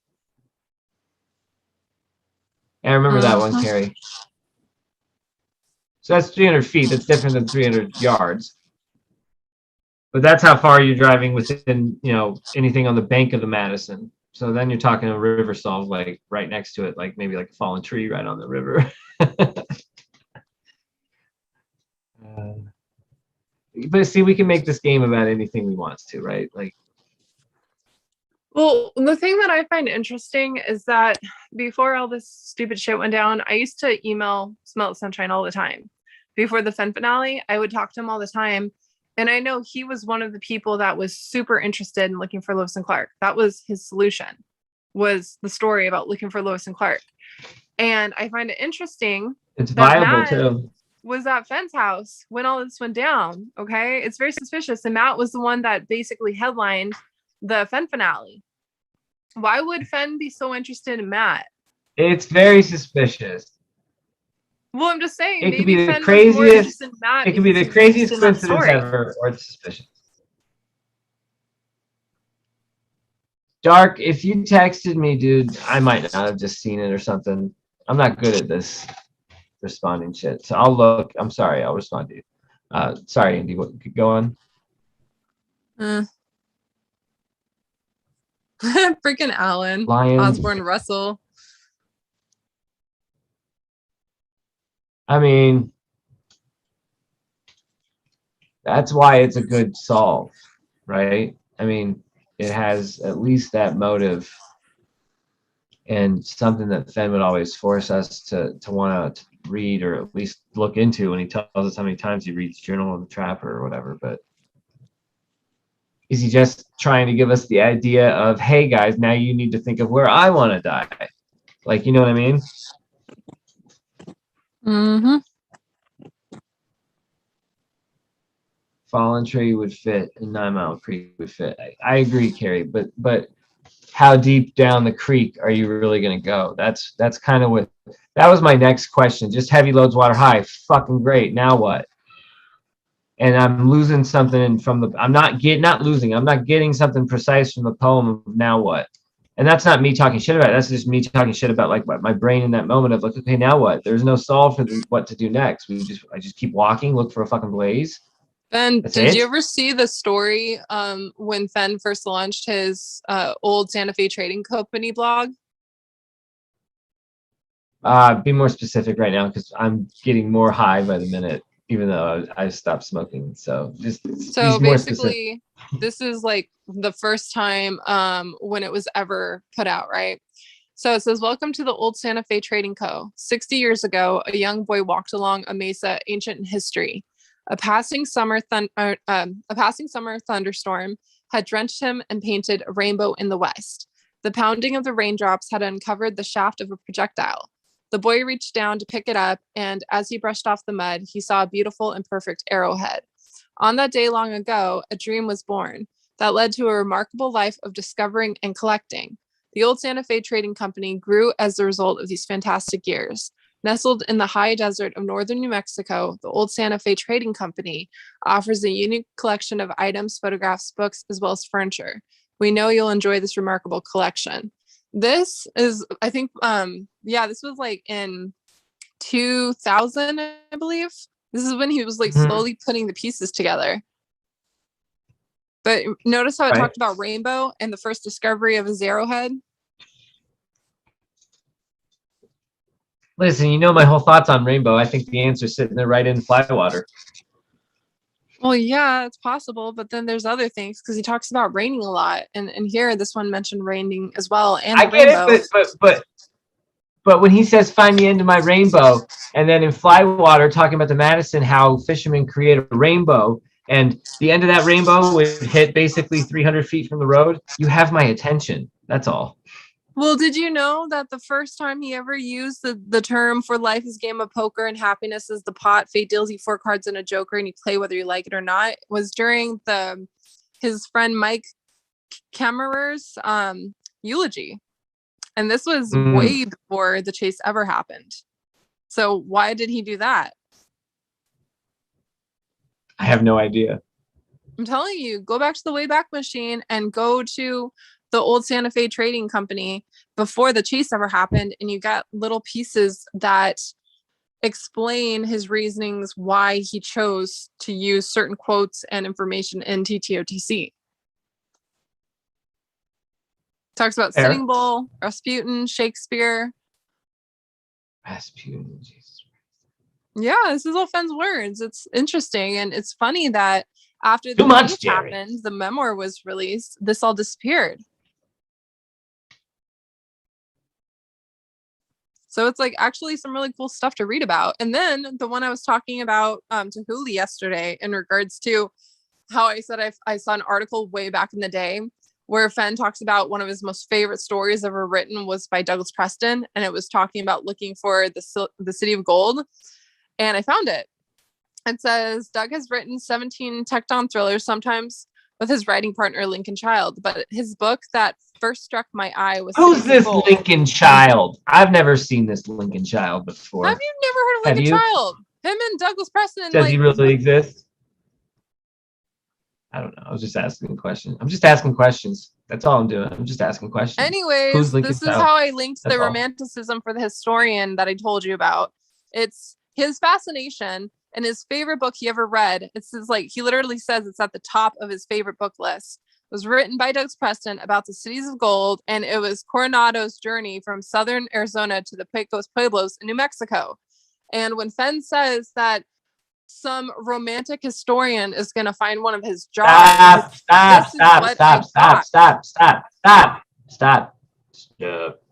Why? We're going to talk about that shit offline. What are you doing? We're still looking for this jar. Whatever. Do you want someone else to find it before you? The chase is still on, my dear. I just want someone to find it. I don't care. I don't need the freaking. Good. Let's talk about it offline. Don't be so impatient. Jesus, I have something to compare with you. We can talk then. And then you can decide, no, fuck you, Ben. I'm still going to just say it, and I'm going to say it on my show. And then you can go ahead and do that, and I'll cheer you on your show. It's just, I'm telling you, you guys need to go to the Wayback Machine and look at Fenn's writings before the chase. Like, this is a year in after the chase happened, and it's about Douglas Preston's books. Why is it that after it got popular, Fenn deleted all this stuff? Because it's clues and little, like, breadcrumbs into the way he thinks and what. You think he wanted it out? You think he wanted it out there as long as it was like a small chase, and then like he changed his mind? It was like, okay, these clues were fine as long as it wasn't that many people involved, but like now that there's gonna be like a shit ton more, he's like, I got to get rid of it. I think we messed up. I think we were supposed to look for the jars instead of the chest. I really do. I love that twist. Then fucking tell us that, Jack. Like, you know what I mean? Like, if that's the true story, why is that being kept back? That's ridiculously cool. Or maybe that's a movie. I don't know. And I asked him if he ever I'm got gonna make it to a like movie. converse with Fenn about the jars. And he was like basically pulled a Fenn on me and was like, you know what? I can't remember what all was said. I'm just like, I really don't like you today. Because I really wanted to, find a jar. I was lucky enough to hold a jar, but it wasn't one of the berry jars with, the Who says there's not a jar still out there? There are 8 jars. No, 7 jars. I know for a fact back in 2013, I came across a woman that discovered one of the jars back in, I think it was 2010 or 2011. I can't remember who it was. What do you mean a woman who discovered one of the jars? Yeah, there's one jar that was discovered. I forgot who it was though, because it was way back in the day when I was like brand new. And that's what makes me really weird too. Because back in the day, you used to be able to research certain stories from like 2010, right? About people claiming that they found the treasure, and they like list the bracelet, they say all this stuff, and then it would disappear. And then the more popular the hunt got, the more of those articles and comments and stuff like that, stories disappeared too. And so I always had I need proof of like an found jar. assumption I need that, proof of found jar. huh? I need proof of found jar. Oh, dude, it's been so long. I don't even remember. I didn't even know how to like equate the jars back then. Like I was looking for a brown structure, like a home owned by a person named Brown. That's how much of a noob I was into the chase when I first started coming across this stuff. But I found this story. I found the woman that found one of the jars. I found a story like so back in the day where someone said they found that chest under a tree. It had that bracelet. They turned it in, and then they said Fenn told them to rehide it again. Like I found all this stuff way back in the day before I ever knew like what was really happening. I came across all these stories that kept coming like saying like, oh, it's over, it was found, turned it in, and then How back is on this? again. See, I must suck at research because I don't know how I don't. This is the first I've ever heard of this. Well, it was way back in the day though. Like I started researching back. I get it, but I was researching early it's 2013. not like a neglected 2010 in my searches when I was catching up on things in the chase. Like I, Well, you know what aren't I mean? you Like someone found a weirded jar out new to that me. when you try and find anything 2010 to like 2012 area, you can't really find anything. It's always like It's the sparse. most recent stuff. It's there's not much to be. I mean, a little investigating finds a couple of things you wouldn't normally find on the first couple of pages of Google. But I agree, it's much. It seems like it's been a little cleaned up. Well, But my assumption, and I told this to the producers last year, my assumption on how Fenn was allowed to keep his chase going for so long for a 10-year period, which I believe is what he wanted it to do, was a 10-year period, was that people were finding that damn chest and turning it in and then going back and hiding it again over and over and over again. I think that's what was happening, to be honest. I mean, if that's what happened, that'd be funny as hell too. But come on, why is that story not being told? This is so stupid. Haven't you seen the interview where Fenn literally says, if someone were to find my chest and I wanted to keep it going, I would pay them off? Didn't you hear that one? He literally said we would I mean, these are things I think I've heard, but I don't know if I've heard him say that. That's certainly not on Terry Scant. I'll say that. No, because Terry Scant only has certain information. That's what I'm saying. If you go back, if you try and find anything on Force Fenn from 2010 to 2012, it is murky as hell. And the thing that made me very interested is that you look at the certain stories and where it was, but the day that the chest was announced that it was found and it was over, marked the exact 10-year period of that book anniversary stamp. And I saw an original quote where Fenn said he doesn't do anything more than 10 years. One time it was 15, but the other one's always 10. And the 15-year one was actually the art gallery. But the original quote said he doesn't do anything more than 10 years. And the chest being found was literally marked, in my opinion, on the 10-year anniversary of when he hit it, meaning it could have went on for 10 years, people finding it and him keeping it quiet. I think that's what really happened, and that's how it lasted as long as it did. I really do. But again, that's all my opinion. So then Jack ended the chain of paying it forward. He's just like, all right, well, I'm going to take what's left here and we're going to call it quits. Or it was just designed to end. It was And designed to end. It was retriever? designed to end at the 10-year mark. I really think it was. That's why he tells you his certain rules that he has and the way that he does things. I really think that is. And it explains some of the stories I found online way back in the day. I don't know. I mean, I do agree that stamp is significant. I think that's fucking, it's not, I don't believe in that kind of coincidence. I would like to know what Paul is saying about my face has God white. Huh? You're gone white. Have you seen a ghost? Gone white? No, he said God. I don't know. Your face is God white. God white. I don't know. I've never heard of that. And is it that white? I don't know. People think after the find that they were looking for a rusty car, a bear-shaped rock, anything when dressed like a banana in the wrong state. Yeah, the whole thing started. It was all about northern New Mexico. I'm not high. I'm just sharing what I found back in the day when I used to not talk to anybody.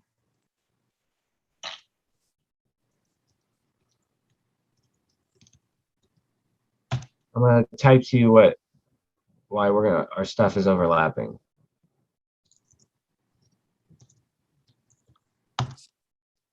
I just Facebooked it. You just don't, you know what I mean? Like, that's a cool coincidence. That's why we should go there and look. Telling you, Ben. Flat Earth Keyword to territory. look at is romantic historian. Anyway, we'll talk about this later. Flat Earth territory. What's flat Earth territory? I believe in a fucking jar, bruh. I like a jar. I like a jar. Someone found a jar, but somehow the internet swallowed that information like a black hole, and no news is out about it. That's what I'm saying. Like, where is this information? Someone found a jar. Candy. Dude, Like, this was I so understand, long ago. but wouldn't that person want to like come out and tell that story? They did. Like, how is everybody keeping all this shit a secret? It was a long time ago. I remember reading about it, and they talked about how they found the story in the jar. And I'm trying to remember exactly everything, because a lot of people are saying, like, I don't believe you. I don't believe you. And I remember they shared a piece of the story from the paper that was in the jar, and they found it in the area I'm telling you about, by the way. It was, I want to say it was early 2013 when I found it, but the post was from 2010 or 2011. And again, it's really hard to go back that far nowadays because it's all basically covered by everyone's involvement in the chase looking from 2013 and on. Like, try and go back and find anything about people's posts from 2010 to 2012. Even Jack was trying to do it. He said the best source he found was going on Dale's website and looking at the stories that searchers used to post from 2010 and on. It was literally like, you can't do it anymore. I've tried so many times. It's just the one time when I was a brand new searcher, it was early 2013. It was a lot easier to look. So, Alan, why can't you share the route that was taken to Hell's Half Acre? Because Alan, I might be, and K-Pro might be holding back stuff. Again, because we have,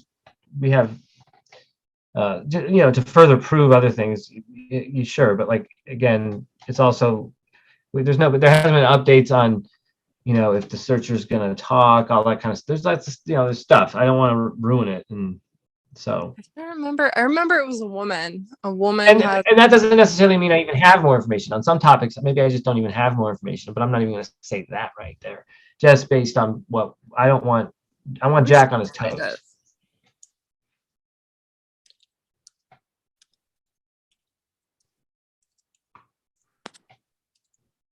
I think he made it look like it was designed to end at 10 years. That was easy for him to do. Yeah, I tend to agree with that, Leaf.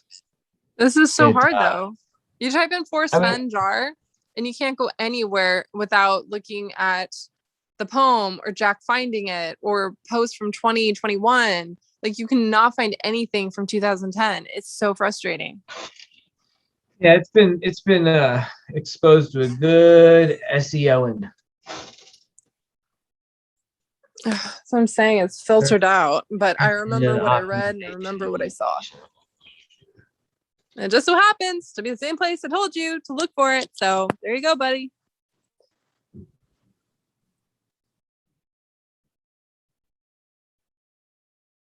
I'm having a whitey, time to sleep. What in the world is this motherfucker talking about? I'll stand down. I just want to know if he went northeast or east to Hell's Half Acre.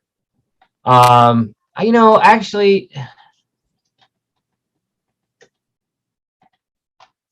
I can say he went east.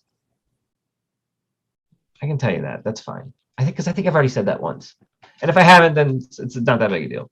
I think you said it was west.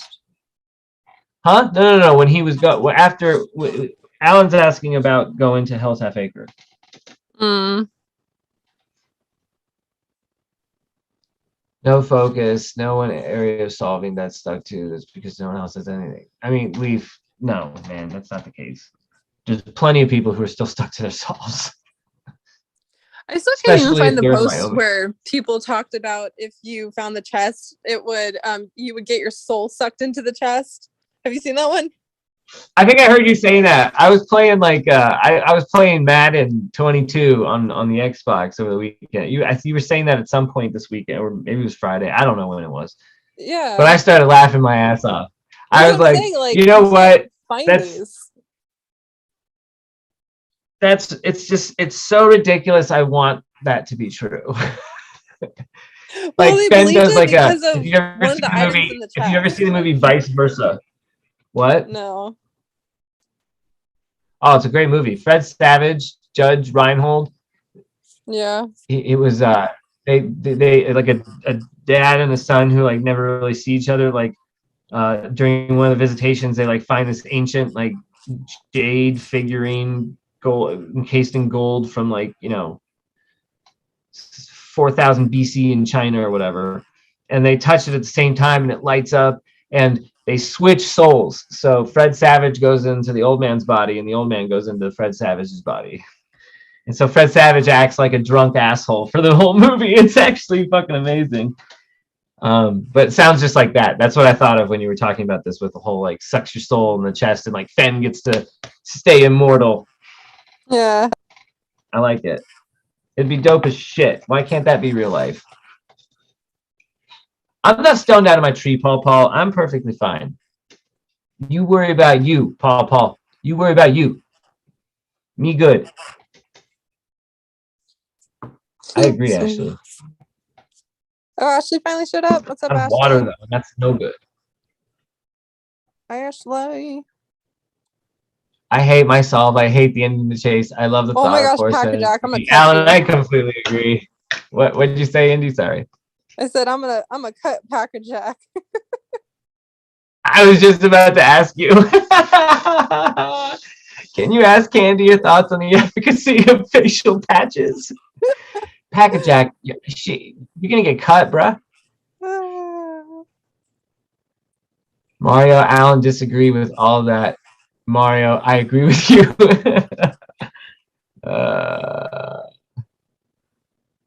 I know the answers and wait to see how far ahead of the human race I am. I mean, okay, man. More power to you. What is the jersey you have on? Oh, I don't have a jersey, bro. It's Macho Man. Oh yeah. Then I just want to go on like Macho Man Operation Find the Jar. Operation Find that motherfucking jar. I have a few ideas of different X's for that jar. I'll tell you all my X's. I don't care, Angie. Let's just go get it. 3 feet deep. Ben, do you know which entrance? You see, this is the problem. Once you say one, it's just go, hey, goes, and go. You give a mouse a cookie, and then all of a sudden it wants to, Give a mouse a oink your cookie. wife. Huh? I love if you give a mouse a cookie. It's a fun little, what's the word for that? I'm gonna butcher it. I don't even know. Not parable. Whatever. I don't even care. Snap into a Slim Jim. Oh yeah. Ben, do you know which entrance Jack went through on his way back? No, I'm not going any more into it. Wander.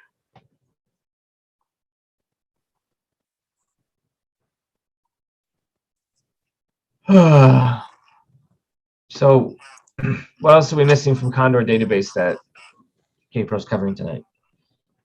Oh, she's covering the database. I think.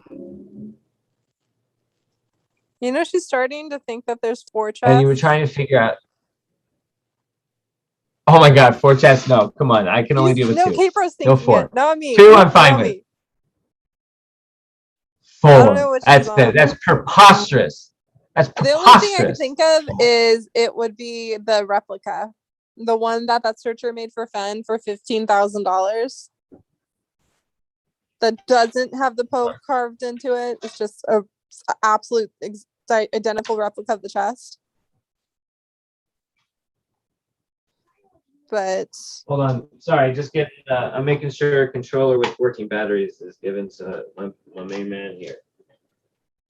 That should be good, right? Thank you. You're welcome. Just don't drop those batteries, because they lost the back to the controller, so like the batteries just fly out. It's ridiculous. Sorry, what were you saying? no, I'm just reading up on that place to see if you're allowed to poke around there. Like again, there's I might even have help with that. So it's just like just brakes, just press the brakes on that. It's so cool because I've written like college papers about it. It's like, where did I put this other water? I brought like a full water and I don't know where it is. I'm just trying to get nuts. Oh, is there a Coke? There's a Coke in there. Ah.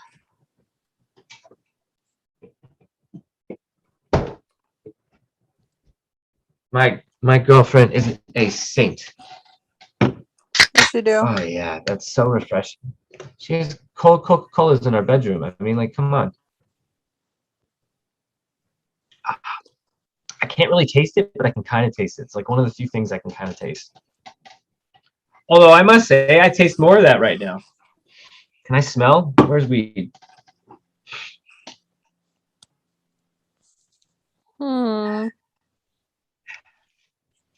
Still nothing really. But I can still taste this Coke pretty well. Maybe it's because I'm so parched. We want Ghost Dancer on here. Let's get Ghost Dancer on here. Ghost Dancer wanted to come on. I'll just put the link up. Fuck it.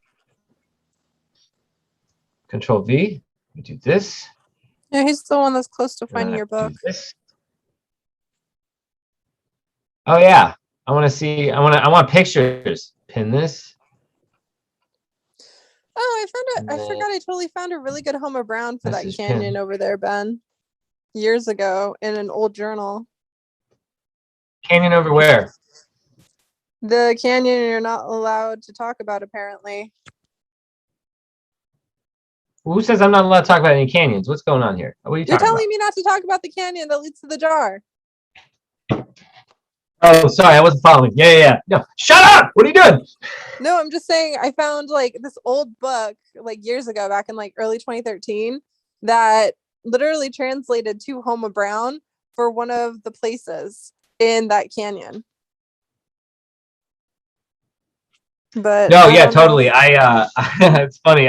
It was one of the first places I looked at when I was just getting into this whole thing. I never really actually had a solve for it, but I think I think I have this. We'll talk, but that's funny. I just really love the connection with what I told you about. What's up, Ghost Dancer Radio? Well, the book I found is linked to that person you told me about. Yeah, well, it makes perfect sense, right? So that person you mentioned had a journal that mentions a place called Homer Brown. Right. It seemed too easy. Like, honestly, it felt like I was Nick Cage going, is it really that easy? No but way. It's like super old though, so it's like I don't know what to do with it, and I don't know if I can still find it. It would take a really I would long assume time someone would have already searched the shit out of that. I also found a really old journal that proved wait, hold on. What's his name? This isn't White Paul. That might just be like weird reflections. Davy Crockett. You know the Fort Davy Crockett? How they're trying to debate if it's in Utah or Colorado. I found an old journal, and I sent this to Fenn, that proves Fort Davy Crockett is located in Utah, not Colorado. Oh, wow. I'm glad he ruled out Utah. I wanted nothing to do with searching in Utah. Well, I don't know why either. A really cool solution that was Fort Davy Crockett, and I wrote to him after I found it. It was when I was teamed up with someone named Cody Bear. I would send him all the stuff, and I told Fenn, I'm like, hey, just in case your Homer Brown happens to be my solution, I want you to know this is located in Utah, not Colorado, even though it's up for debate. And here's the proof. He wrote back, was like, what? This is interesting. Let's see if I can find it. Hold on. Yeah, that'd be funny. Where'd Ghost Dance Radio go? I don't know. Maybe he's connecting to audio. Maybe audio issues. Yeah. Davio, what up, dude? Cheers. 'Tis a day for bowls. That's right. For bowls. For bowls. You can't smoke me. Where's my Fort Davy Crockett? Because I think that same journal led me to the other one. Crockett grinned down a bear.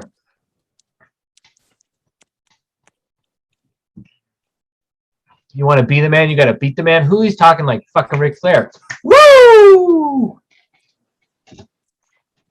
Oh yeah. See, I used to have Vermilion Creek Let's as just one do of my pro wrestling. solutions for Colorado. But then I found out Fort Davy Crockett was located in Utah. And I found it in a journal written in the year 1839. I don't even know what I'm smoking. Ashley got like delivery weed and it was not labeled, so it's mystery weed. And that's fine. We're smoking a lot less anyway, so it's like less weed gets us higher. That's how that works.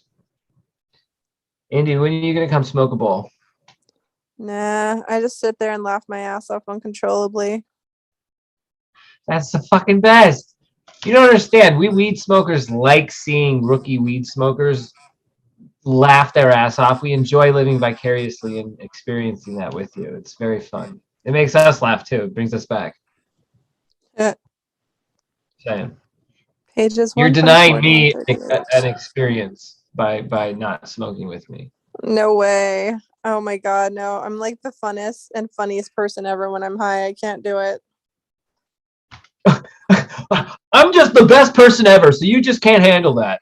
Yeah, That's what you can't say. be around that. I'm sure Ashley would like that too, you know. She still smokes like she's a rookie. So I enjoy watching her laugh her ass off when she smokes. Oh yeah, I still have the journal about it. I want to see what Journal else I about it, sent man. him. Let's see. King of the Wild Frontier. I was trying to get the Davy Crockett song. I can't find it. Plus, we'd get in trouble. Copyright, whatever. Nah, nah, nah, nah.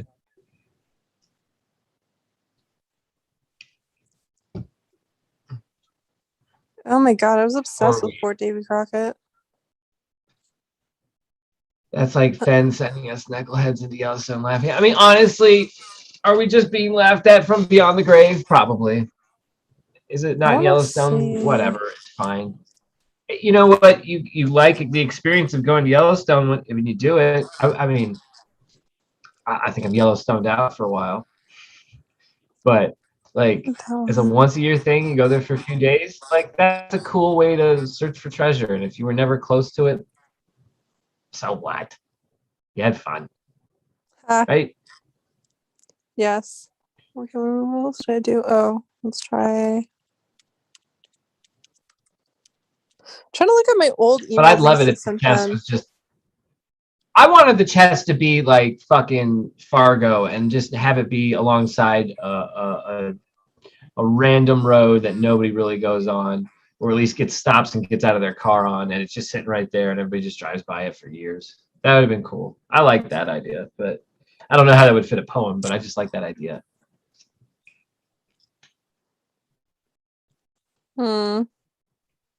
I mean, Five Leaf, again, see, this is anger coming from you thinking you're 100%. You even said yourself, a smart person doubts himself. I don't see much doubt. I understand you have the cipher, but again, I need a chest.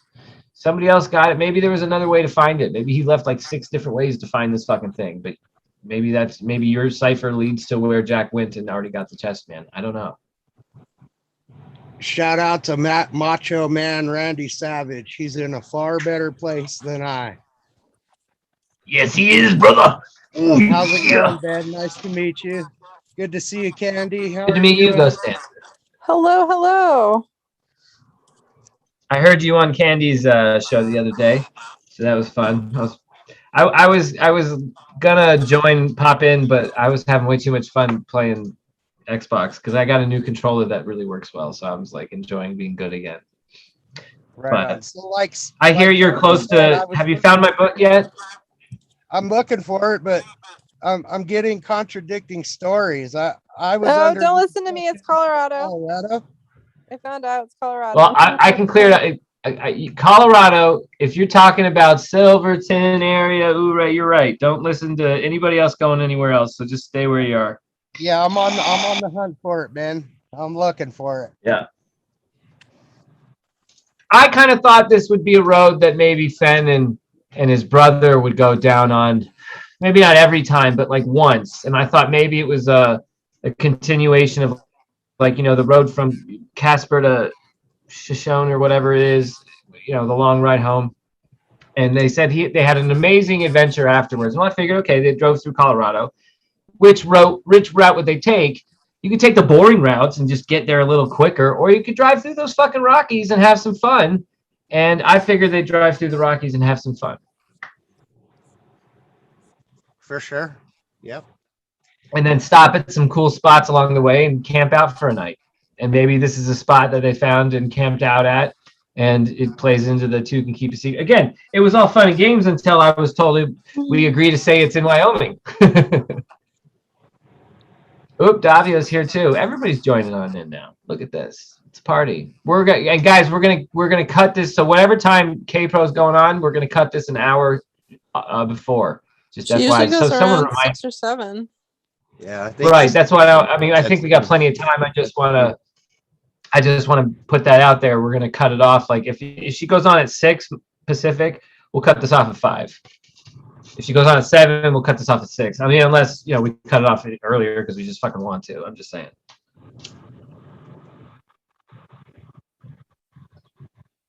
I'm curious to see how that book holds up after a year. I mean, I didn't protect it or anything. I just kind of buried it a few inches down and put the X or cross back the way it was when I found it and walked away. Yeah, depending on how I mean, much water they got up there, it's probably waterlogged, but I'm more interested in the turquoise. Right. Or unless someone else already saw it and looked at it and took the turquoise and was like, screw this book. You know what I mean? Like, who knows? And you guys were talking about the I'd be lost city interested. of gold earlier. There's 7 cities of gold. Yeah, Candy was bringing that up. They're all in Mexico. Say again? They're all in Mexico. See,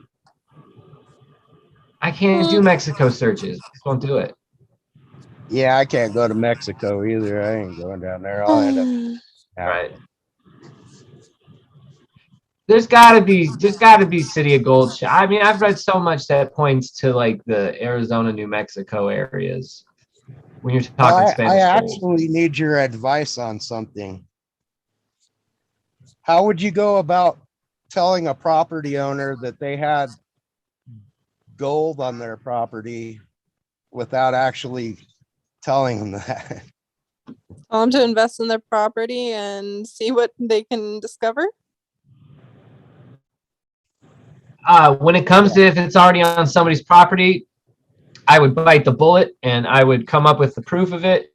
I would draw up legal documents that clearly state whatever percentage take you're offering, and I would bring that to them all at once to let them know you mean business and you're not just some rando thinking there's gold. You know what I mean? But unless you plan on sharing, I don't know what the advice could be. I would share. That's what I would do. That's their property. You're lucky to be able to split it. Yeah, I just don't want to let them know what I know about their property. Right. No. So like anything beyond that, that's just like do whatever you think you need to do. I guess just don't break the law. Yeah, exactly. I guess I kind of chucked that one in the old fuck it bucket. So it was a treasure of the Valley of Secrets. Right. Like and I think just for like if it's a purposeful treasure hunt, like how dare that man or woman, whoever's hiding a chest, put it on someone else's private property? Like, you want us to do that? Like, it's just I don't like that. This doesn't have anything to do with the There's chest. so much open land you can put it on. Yeah. I know. But like, so if whatever you're searching for, it's just isn't that annoying that it's on private property? Isn't that like pissing you off? Yeah, it's kind of aggravating because I put so much time into the research and then I'm ready to go actual boots on the ground and they tell you they won't give you permission because the previous people they gave permission to go up there messed it up for everyone because they couldn't follow the rules. Tale as old as time. Screwing it up for everybody.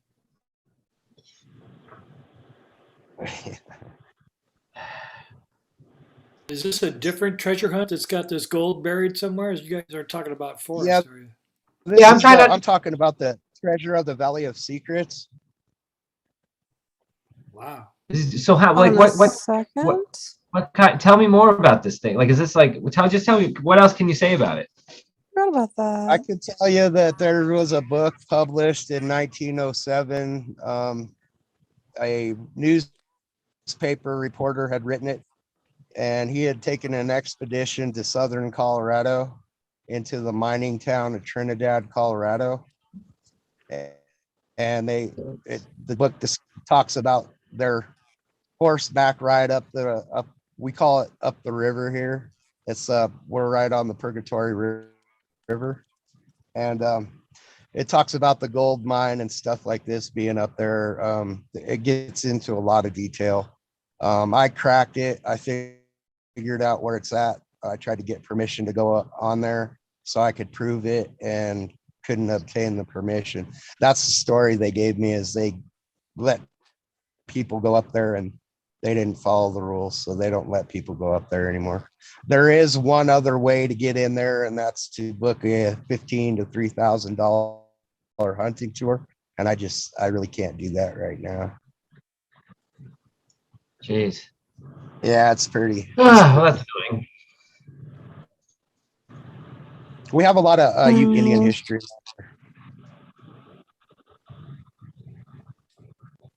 Yeah, if you're ever interested in the treasure story, it's there's a free download on Google called The Scarlet Shadow.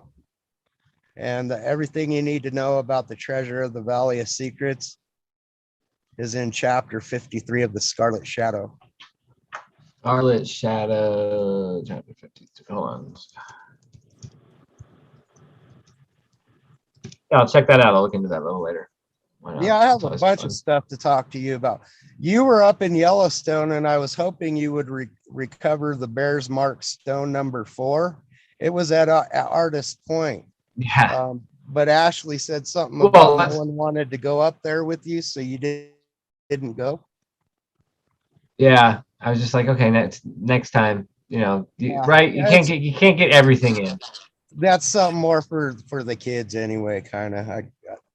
I figured you were up there, so I showed Ashley a video on the prize there, and thought maybe you would recover it. Well, we're going to take the kids back up next summer, so I'll check it out then for sure. I'm sure. Now that I know I have to book camping spots, like come like December, I actually have to start booking camping spots to actually get good spots. Then I'll know that this time, and I'll make sure that we're seeing all of Yellowstone For sure. one more time around the sun. Why not? Would Fenn put a jar in Yellowstone too? Would he just do that as just another fuck you to Yellowstone, I guess? How many jars did he have? I think he said 8. Oh, wow. I thought he had 8 bells. See, this is what I was saying when I was going over this to myself even. I was reading the book, like those 2 pages over and over and over and over, like back and forth, back and forth. I'm like, wait a second. And I have to say it to myself out loud to really comprehend it, because I feel like everybody's been saying the same shit, like you just said. It's like, oh no, the bells are buried 3 feet deep, but not the jars. He's making a distinction. And that blew my mind. I was like, oh fuck. Oh, and there's 8 of them. Gee, lo and behold. I wonder if all 8 lead you to maybe getting to the blaze, because there's 9 clues. Like, just weirdly, it was like, oh, wow, okay, 8 jars. By the way, there's this story, like, it almost seemed like it was like not focused on enough, or people just didn't want to talk about it because they were focused on it and they just didn't want to admit it. But the jars and bells were confused over and over again by people.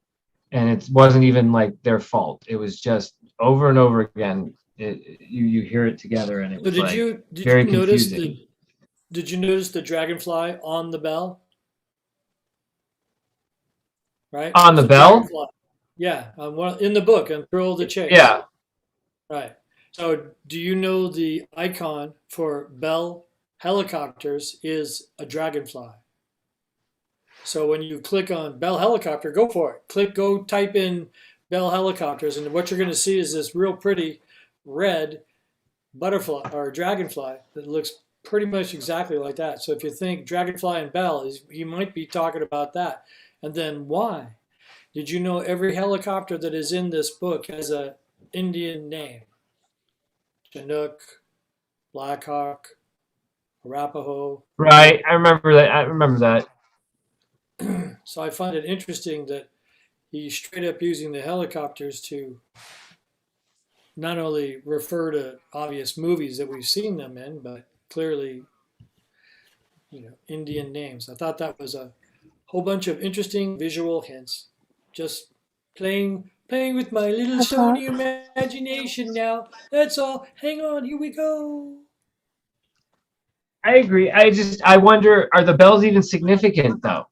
I don't Well, know. think about it. Bells Because ring bells. I think he's playing with things. If he's putting a dragonfly on a bell and that's Bell helicopter, I think that's really a cute way of trying to say. No, I agree, but is he getting us confused with another rabbit hole there? Because here's my question: the bells, he say, are purposely buried deeper that to the point we can't get to them. He wants the bells found. He says in 1,000 years. That's why he purposely buries them 3 feet deep.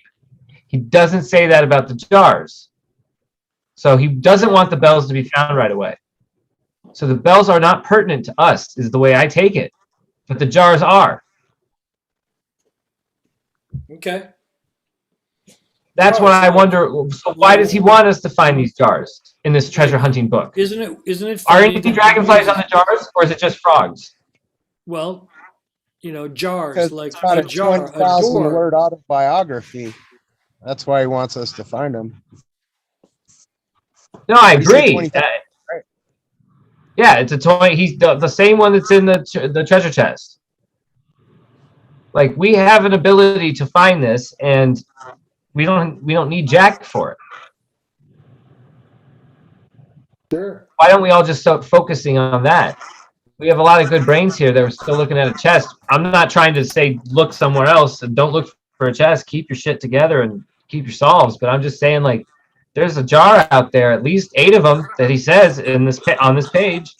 There's 8 jars that he's buried, not 3 feet deep, not outside of metal detecting range. He didn't say any of that for these jars. And they have a story in them. The same story we want Jack to just open up and tell the world about, we can go get ourselves. I would start for the bells and the jars at San Lazaro. Nope, you can't do that. You don't See, think he put and it it's in there? like, You're not allowed to go and it's there. like, would he have done it though? Let's pretend. Okay, we all agree we would never go into San Lazaro. We're not doing it. But would Forrest Fenn put it there? No, One of them. Let's say he would put a bell and a fucking jar there. Would he do it? No. no. That's the first place I would check. Y'all are missing a huge piece of the story. I mean, again, these are fun hypotheticals, but we don't have to say why people are missing pieces or not missing pieces. These are just hypotheticals based on I'd status say it, quo. but you don't let me say it. It's just that's not pertinent right now. Parts. We're looking for parts. What about that last letter that he had everybody be read to from Smell the Sunshine? How much have you guys gone over that letter? Well, a few times. Like, it's his final words, guys. Right? Well, yeah. But Don't we think maybe that it's super important? no, I don't know. Depending on where the Okay. jars are, it could be. We could get into the. I'm not same necessarily situation saying that I'm Jack's right. in right now. Oh, like you just can't say it if you find one? Exactly. Depending on where you find it. why are you obligated to say you could find? Why can't you just say I found it in the most legal spot you could think of, right? And just go, yeah, that's where it was. Like, Yeah, no one can prove that wrong. yeah, there'd be nothing wrong with that. You'd be able to There's say no that. need but to if say it where it on was. private property or in a park, Right. it's the same. It's the same thing as a treasure chest. I agree. That's if you need to tell where it was found. As far as it comes to a jar with the story, just get the story out there. We don't need to even know where it was. Just get the story out. That's my message to anybody who ends up finding this or has already found it and doesn't know what to do with it. Just get the story out. You don't have to tell people where, as long as you have. Look, could you fake all of it? Yeah, sure. I'm sure Fenn did something that will create authenticity here. But it's better than nothing, right? That's true. Yep. But he specifically says he doesn't want the bells found for a long friggin' time. The jars, he does not specifically say that. He treats the jars differently, and I think that's for a reason.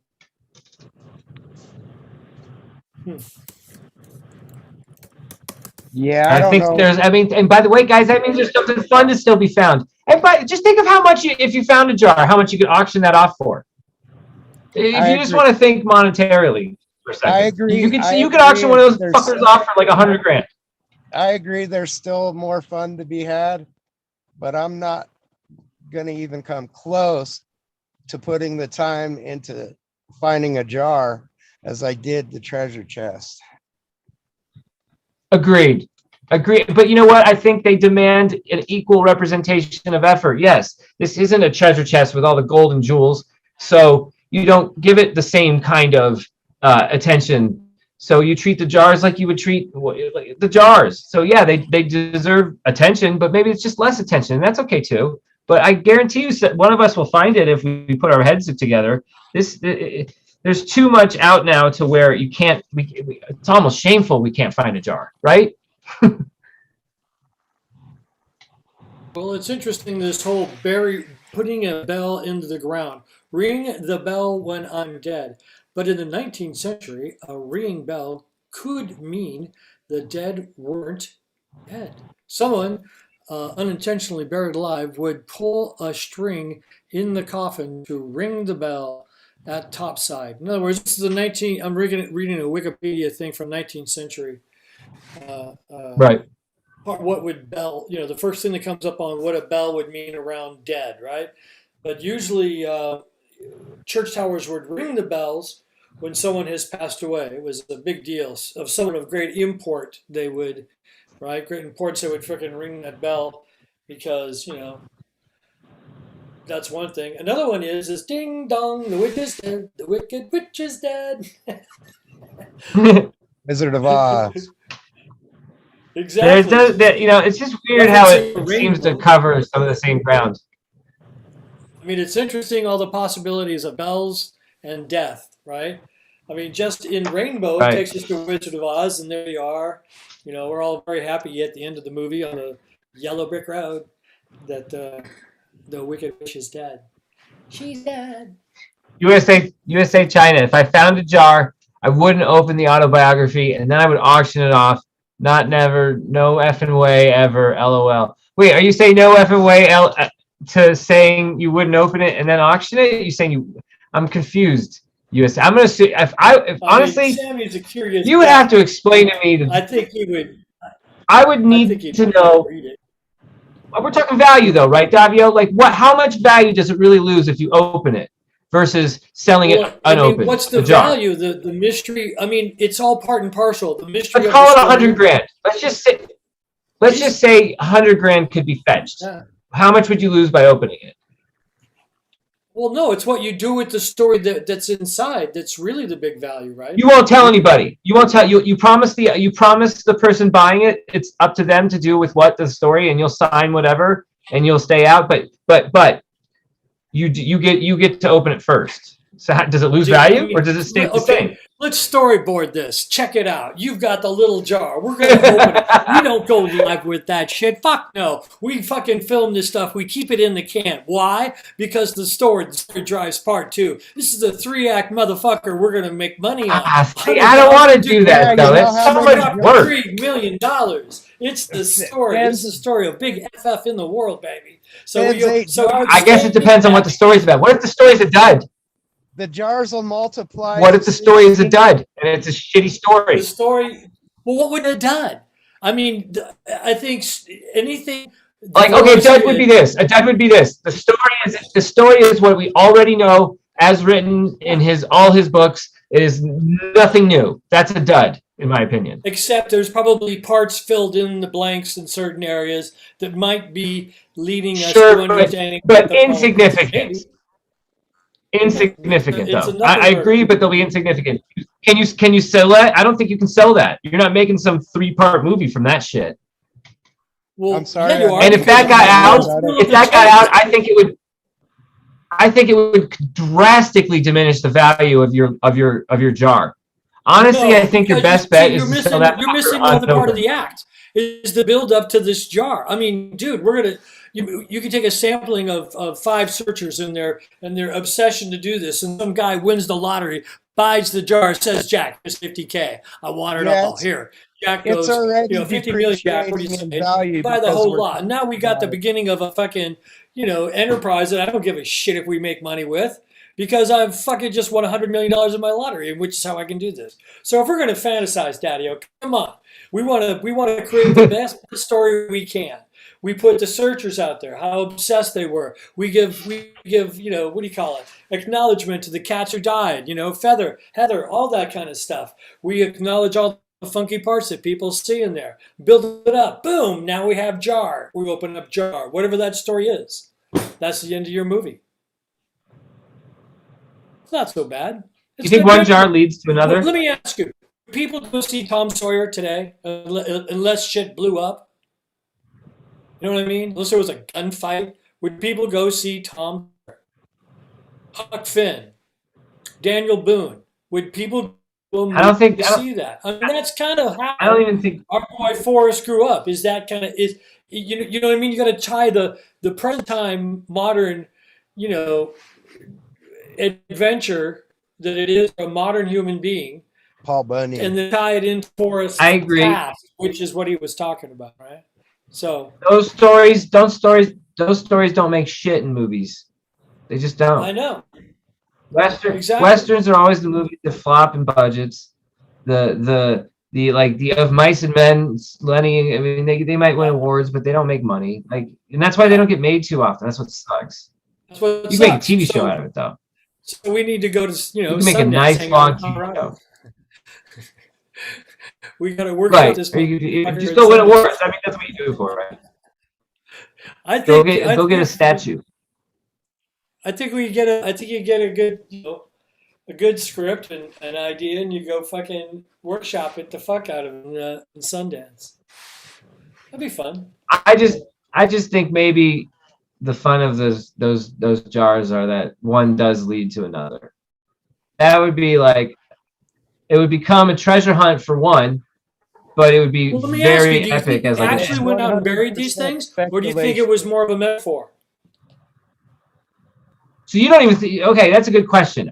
Was it just a metaphor and never actually buried these jars? Or I think he's dead serious. He to go to the extreme to go to the detail and say, oh, by the way, the same autobiography that's in the treasure chest that only one lucky person's going to find, that same autobiography is in these jars, and I have buried them out somewhere.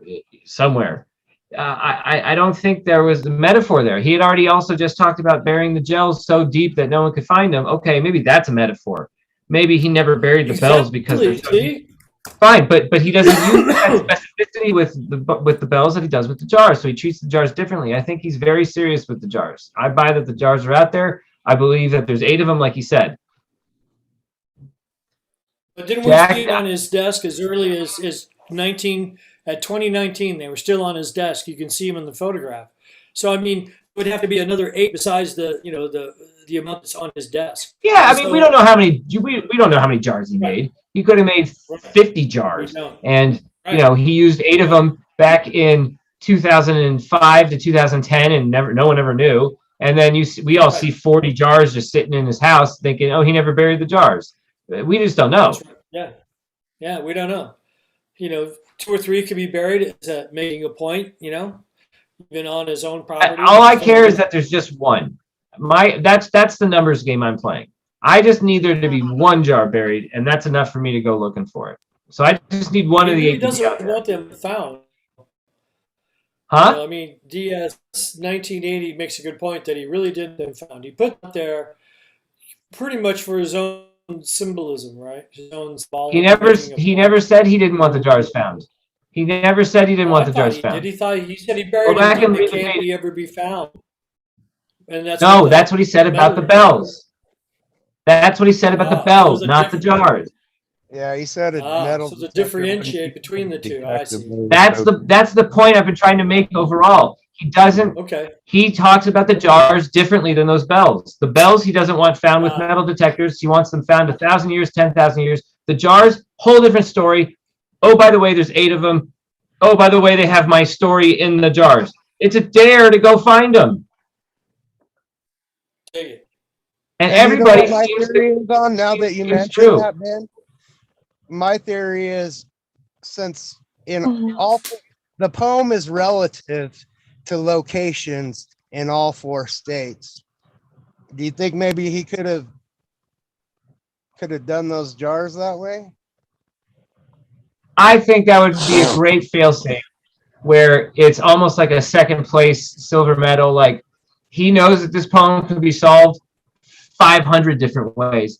If you solve them maybe 8 specific ways that Forrest kind of thought you would in all of the different states, then you're going to find one in his jars. I wonder if that was how this was designed. And still no one has found a jar, or at least hasn't admitted to it. But I personally believe some of the smartest people in the chase have made the mistake of making the jars and the bells be the same thing, and you can't find the bells, therefore you can't find the jars. Yes, you can. He completely makes a distinction. And that was like an aha moment even for me, a couple weeks ago. I was making the same, what I call a mistake. And I agree with USA China. I think the jars were a fail-safe to guarantee the story was told whether or not the finder told the story. Exactly. I think this is the fail-safe. I really need your book, Ben, so I can fill in the missing pieces that I don't have. Well, go get that book. Go get that book.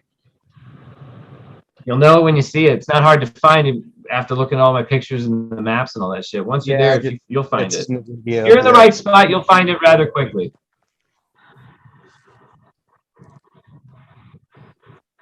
But if you don't find it, then I'm just going to take my kids to it. So if the race is on, you have until end of June next year. All right. End of June 2022 is when I go back to retrieve that fucker and see what it looks like. It gives me something to look forward to. I like it. The race is on. I have a suspicion you'll find it. Don't go don't go there in the wintertime though, because it is like, I mean, I wouldn't go on that freeway unless conditions were perfect. Let's put it that way. But I'm a pussy, so. But I would not go on that road with any kind of weather, even in the summertime. If there's a thunderstorm, nope, I'll go on that road tomorrow. That's okay. But again, I'm a pussy. So. It's dangerous, so just keep that in mind. Are you fucking kidding me? What's up, Indy? Huh? What's up? Nothing. Just going through old emails.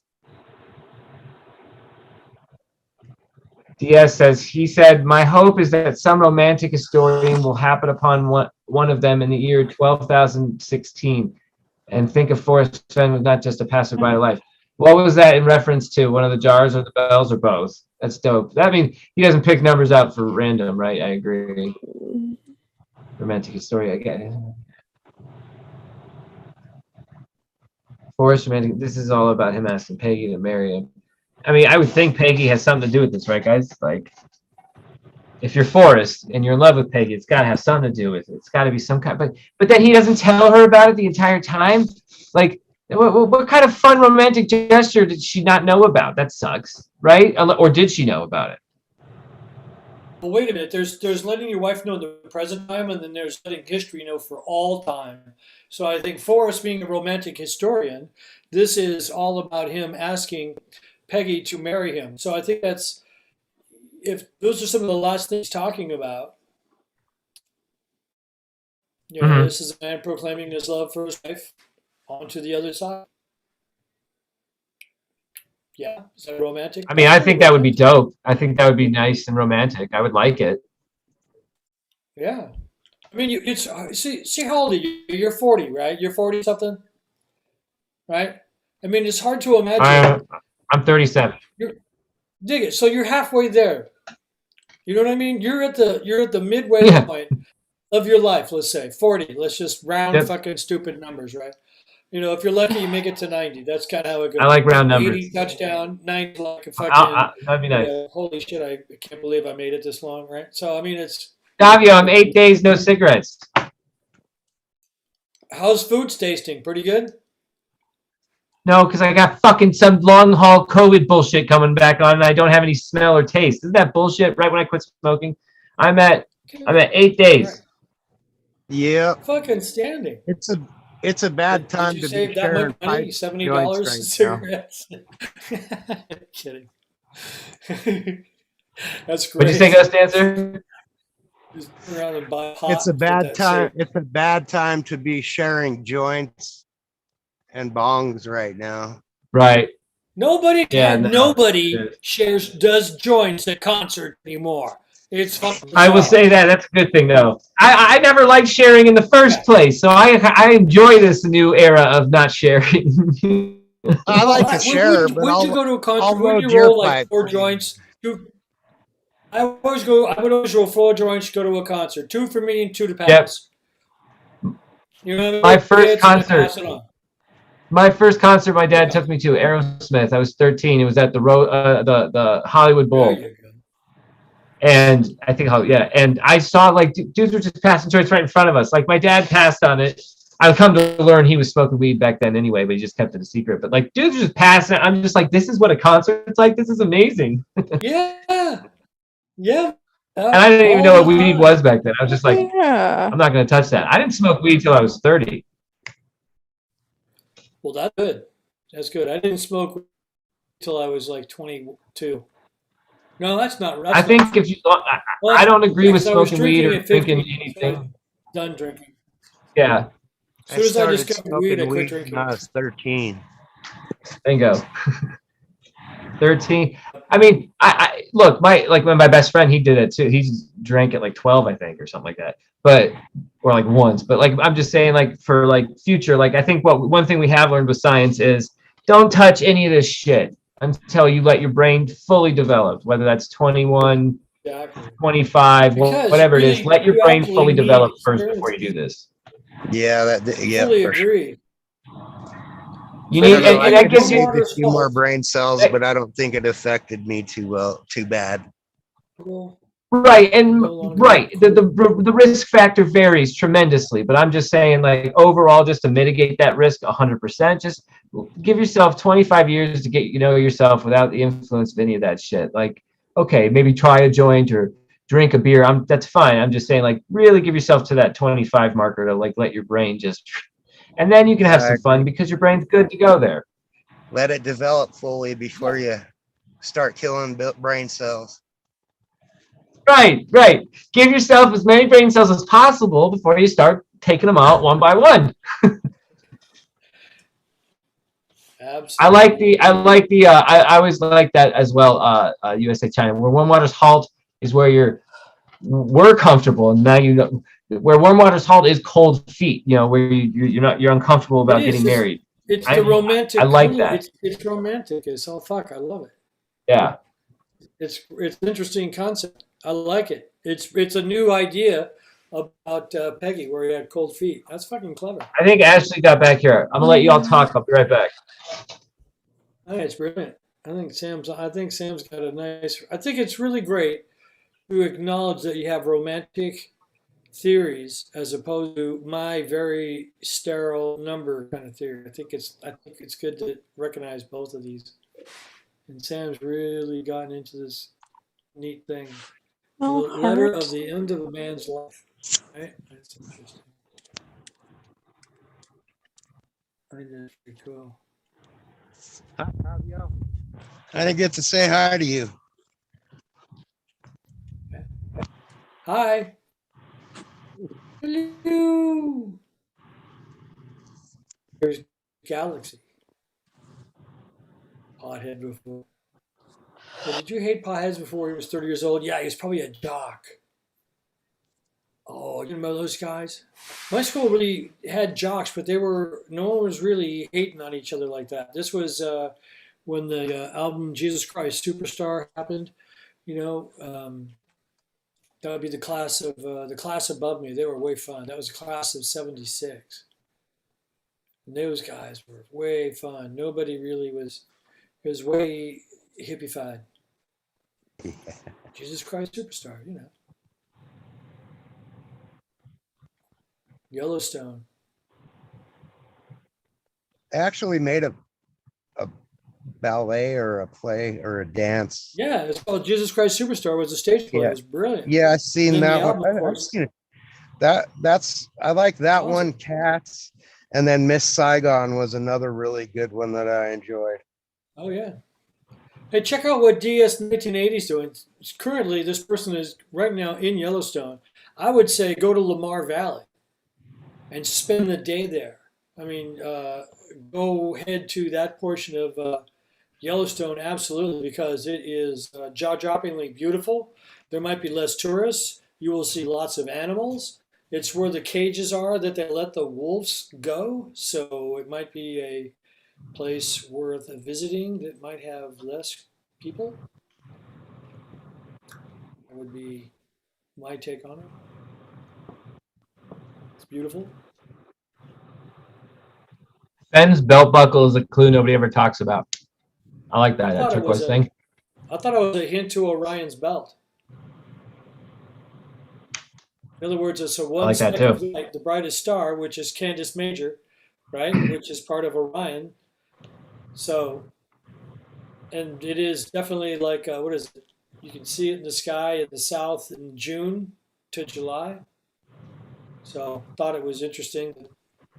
And it's a nice joke. I mean, if you've got a star on your belt, it ain't the lone star of Texas. You know, so My Orion's question belt. to you guys: are you 100%? It was in Yellowstone. Nobody's 100%. No, yeah, no, can't say 100. And I wouldn't even play around and say 99 or anything like that. If Yellowstone, my vote would be 90%. What's 90%? That it was there? Yeah, 90% likelihood that it was in Yellowstone. Because you know that more than 350 miles west of Toledo is southern Wyoming. Oh, I know. I played that game for a long time. Again, I'm playing under the rules and premise that all clues are in Wyoming. That's that. Like, again, if any of that changes, the game changes. And then, of course, I don't know where it was. And that 90% dips tremendously. But I like the 90% based on the facts as we have them right now. And again, remember, I have a couple more up my sleeve that I'm not sharing. But again, what I've alluded to and shared, you know, it's pointing to, and again, this isn't a place that I had to solve for originally. Like, I was a Colorado guy. I wanted it to be Colorado. I still kind of wonder if it was. I found a fucking X after crossing an iron plank over a creek that translates to warm water. Like, rah!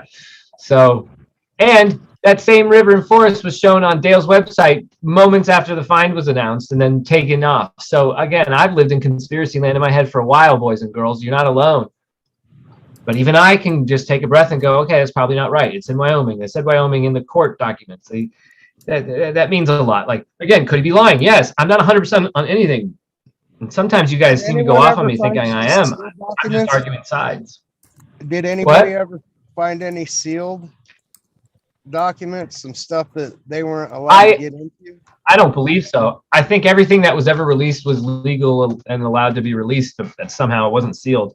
All I know is I saw the court documents posted online on a public forum. I think it was Thor, or it might have been Reddit, and I saw word for word where the guy says Wyoming, but he also says he got cancer on a completely different date. I think he said 1998. So it's like typo. I don't know, but if he's allowed to make a mistake, and again, I think it's more direct in the court documents, like it was in Wyoming, not just we agreed to say Wyoming.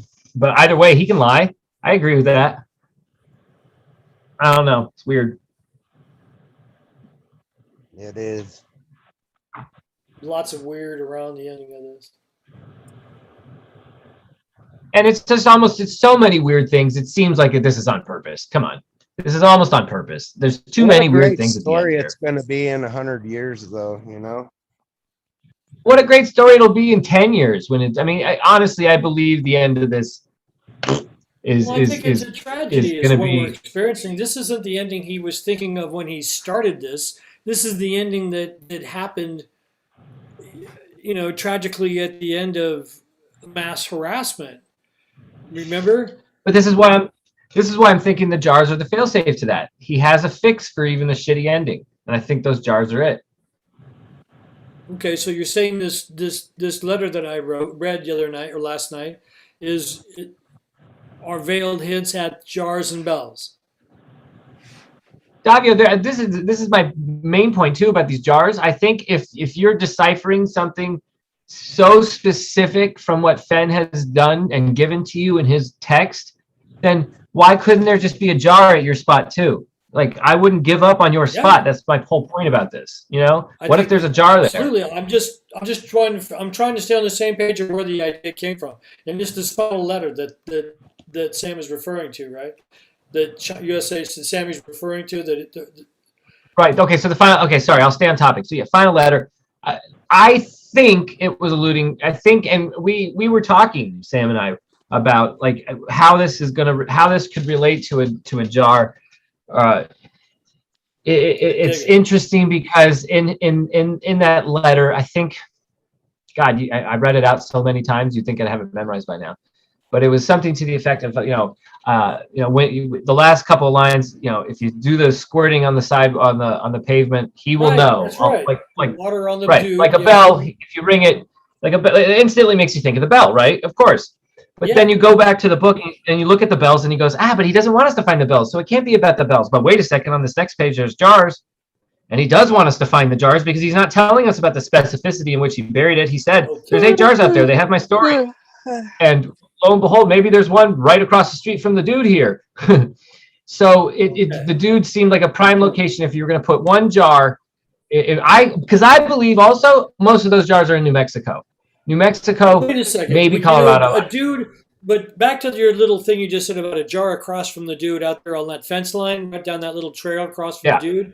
Now, if I recall, last year, didn't somebody already go and find something out there? Wasn't there something about that? Wasn't there? I thought this was visited before Fenn passed away. I think what was found was the Dale cache, as it's referred to now, and I think Fenn instructed Dale to do that, right? And I don't think a jar was ever specifically found there. And personally speaking, I don't think there is a jar on the fence line. I think the jar is either somewhere in the woods there, or it's somewhere else where I tried to get to at night when I was there, and we just couldn't get into the private property. That's where I think the jar is. So. Okay, I get it. But I think most of the rest of them are kind of in the New Mexico area, maybe Colorado area, but kind of much closer to Fenn proximity wise. Like he could just go do it in a day and get back home, or have I will drive him or whatever. Right. Do we know what's happened to the Hyde Park? Hyde Park, got you. Hyde Park. The property Fenn was doing excavating on, did that get sold a long time ago, or is that? Well, I think that was why the hypothetical for San Lazaro here, would he put it there? Who did he sell to? I'd like to say I'd know more about that, but I actually, on the top of my head, I don't understand the ownership. I know he sold it to somebody, but that's about it. Indy, do you know? Ghost Dancer, do you know the property? Was that Oh, San Years Lazaro, ago, who owns it? recently? Win. I have no idea. No, I would imagine it's still. This in is the something family, though, okay, isn't it? hold on. I'll find out quickly.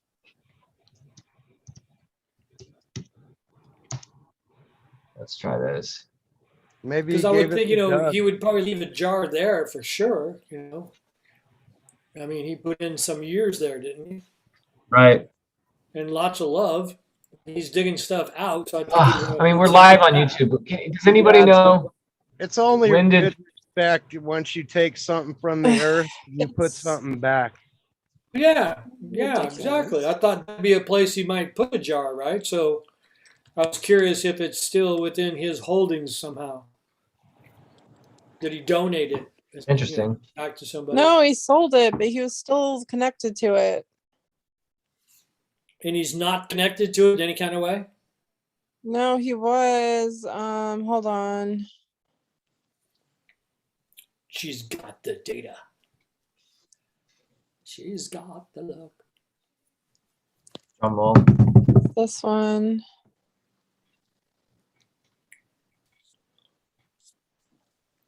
You know, I'm actually craving a cigarette right now. Huh.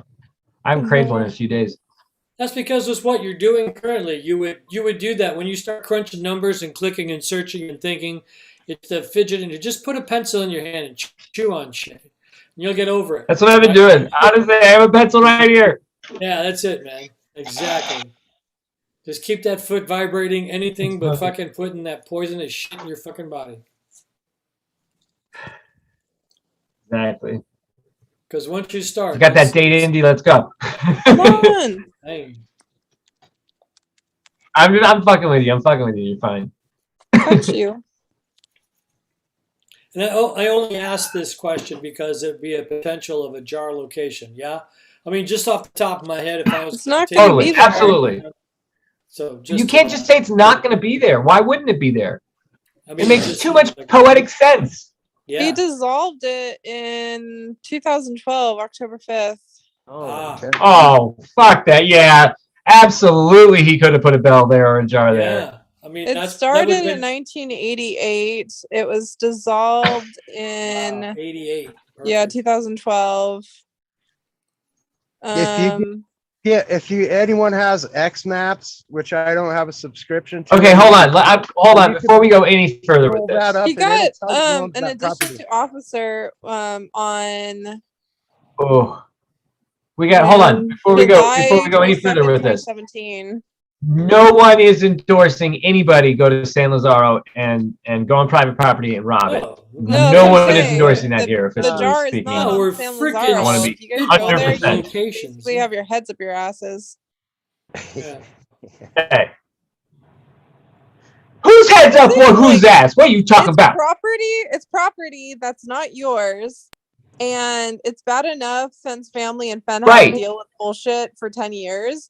If us talking about the jars I agree. inspires people to do stupid shit like go to San Lazaro, again, they have their heads up their asses. Right. So, I mean, when you live in a house, when you were a kid, did you not take the drawer out and draw on the bottom of it? So you'd always have your name on it hidden away in that house forever and ever, even though you Oh, yeah. didn't live there. You know what I mean? Oh yeah, Or on the inside of a door someplace. absolutely. So I'm thinking that this is the same sort of idea, only in, a rich guy's kind of archaeological kind of sense, an archaeological kind of method. Here, Ben, I sent you the Chronological. information on San Lazaro Stop yelling. to Facebook. Yeah, I was saying Gotcha. if you have X Maps and look at that area, it'll tell you exactly who owns that property. It's called X Maps. It's a hunting application. X maps. I'll use Oh, that. special. Let's look at this first. In fact, I used the X Maps to find out that Fenn. I found a business called Fenn Properties LLC in Montana. Yeah, we all did. Yeah, I remember that. San Lazaro Corporation intended to dissolve.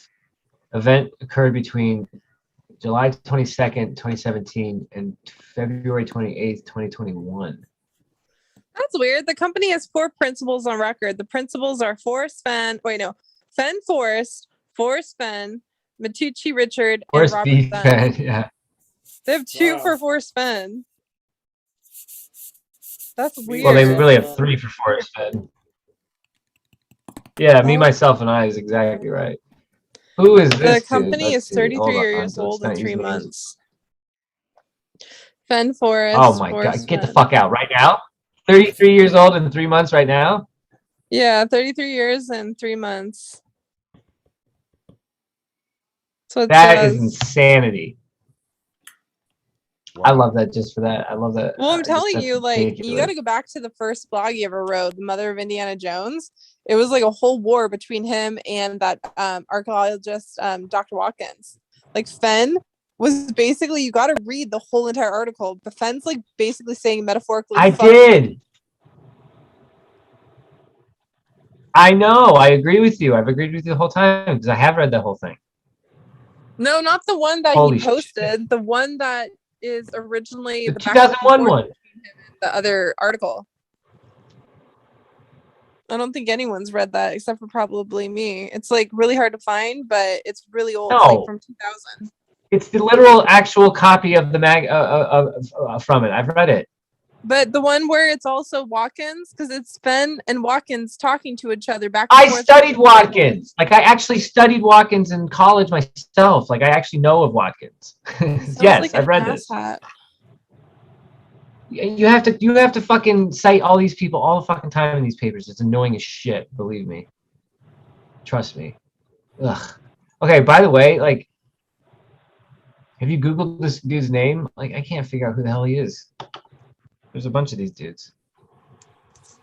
Who owns San Well, Lazaro? I think one of them isn't it linked to the Matucci gallery, which they were the ones that purchased his gallery. That's who I'm trying to look at. Yeah. So it's interesting. It is. There's an old article too that talks about Forrest Fenn and the San Lazaro. Or sorry, San Lazaro. The state alleges in its response in a lawsuit filed by Fenn that the art dealer violated the state law that requires state. This is really hard to read though, because it's like super messed up. It talks about Really Robert super Dunn. messed up. Fenn owns half of the San Lazaro Corporation and is its president. The other owners are Richard and Nija Matucci. Yeah, the same people that purchased the art gallery. Owner of Nija Matucci's Fenn Gallery in Santa Fe and a Phoenix, Arizona surgeon named Robert Dunn. Why is there a freaking surgeon from Phoenix, Arizona owning that property? Because he can afford it and you need a tax write-off. No, nothing's never that simple. That in itself is not simple. 160 acres near the Galisto Basin that includes part of the San Lazaro Pueblo ruins. BLM property. There's an old Pueblo church on the property. That's actually where Fenn gave me those little weird church prayer thingies. He talked about that church. State Historic Pavilion. Division Director Thomas Merlin said officials came upon Fenn's dig after getting a tip that illegal excavation was being done on BLM property adjacent to the San Lazaro Corporation land. Fenn said he believes the Matuccis have been out on the San Lazaro property only once. Dunn has been out only infrequently. Neither the Matuccis nor Dunn are party to suit. I think this is filed by Fenn against the state. Yeah, Fenn filed against the state. Huh? It's really my project, Fenn said on the San Lazaro venture. I don't want it to sound like my problem is their problem, he said of his partners.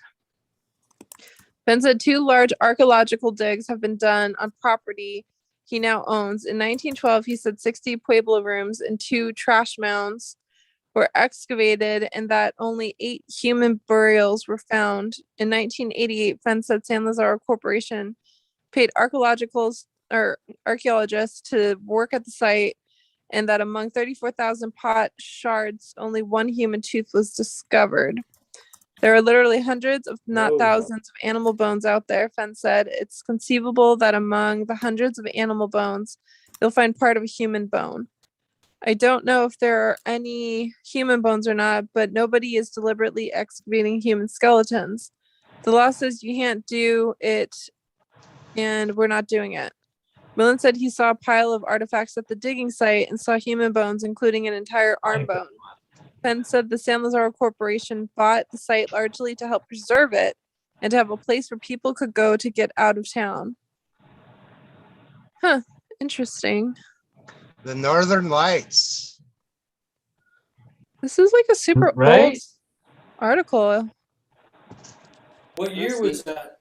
Like 2011, 12? No, it had to be No, like 13. like way earlier than that. I can't see what the date is, but I know it's way earlier. Hold But it on. talks about his property already being sold? No.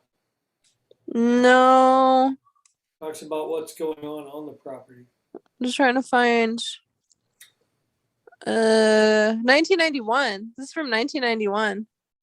Right.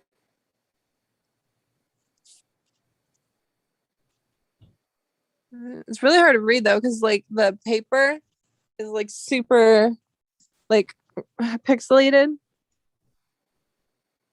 But yeah, that's interesting.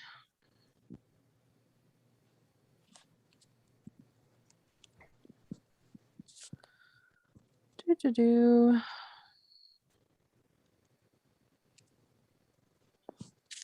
What happened to Ben? I'm fucking around with this shit. He's hanging out in Alaska. I'm gonna send the article to Hooli because Hooli seems interested. Oh, look at this. We're in the office now. That's right. Yeah, it's January 1991. The Santa Fe, New Mexican. I gotta sit in the office. What? More like a front reception or something.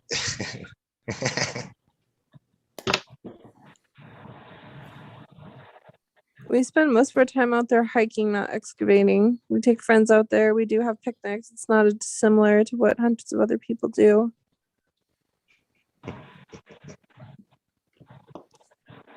Well, I didn't listen to a word you were saying right there. Well, she's I'm having too much fun with this shit. LLC thing. Yeah, you guys asked about this damn property, so now I dug up research on it. Yep. Oh yeah, keep reading.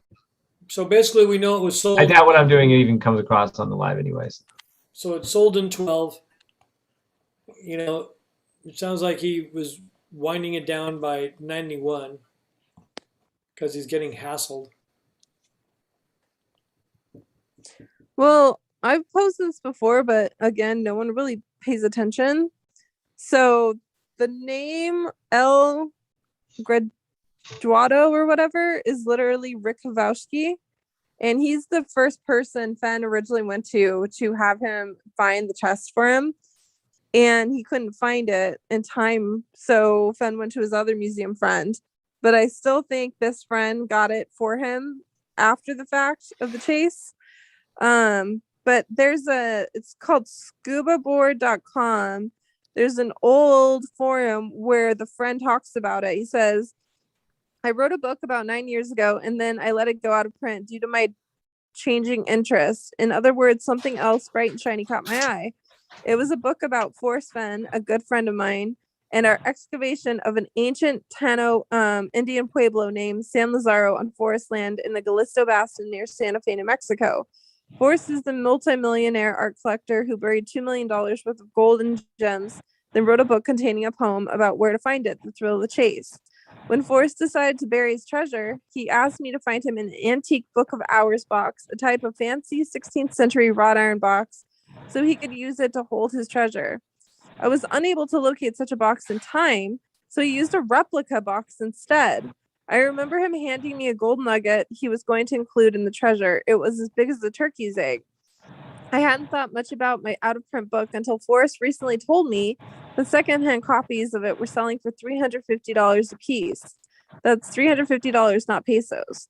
I know it's not Cozumel related, although in a weird instance of 6 degrees of separation. Oh God, no, don't go back to Barbara. Jesus. Forrest's brother died while diving in Cozumel in 1976. But if anyone is interested, I reissued the book on Amazon.com, The Lost Kivas of San Lazaro. Here's another connection the book has to Cozumel. During the excavation of San Lazaro, a couple of pairs of lightning stones were discovered cached in one of the kivas underground ceremonial chambers. Lightning stones are small, smooth, milky white quartzite pebbles, which, when rubbed together, produce a strong scent of ozone together with flashes of light that emanate from within the stones.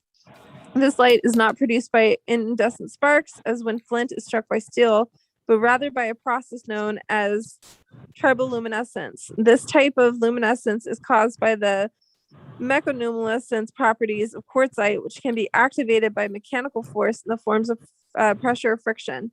David S. Whitley, in his 1909 article in the Cambridge Archaeological Journal, describes triboluminescence as a photon flash caused by electrons in the quartz atoms that have been ejected by gamma radiation penetrating crystal lattice defects.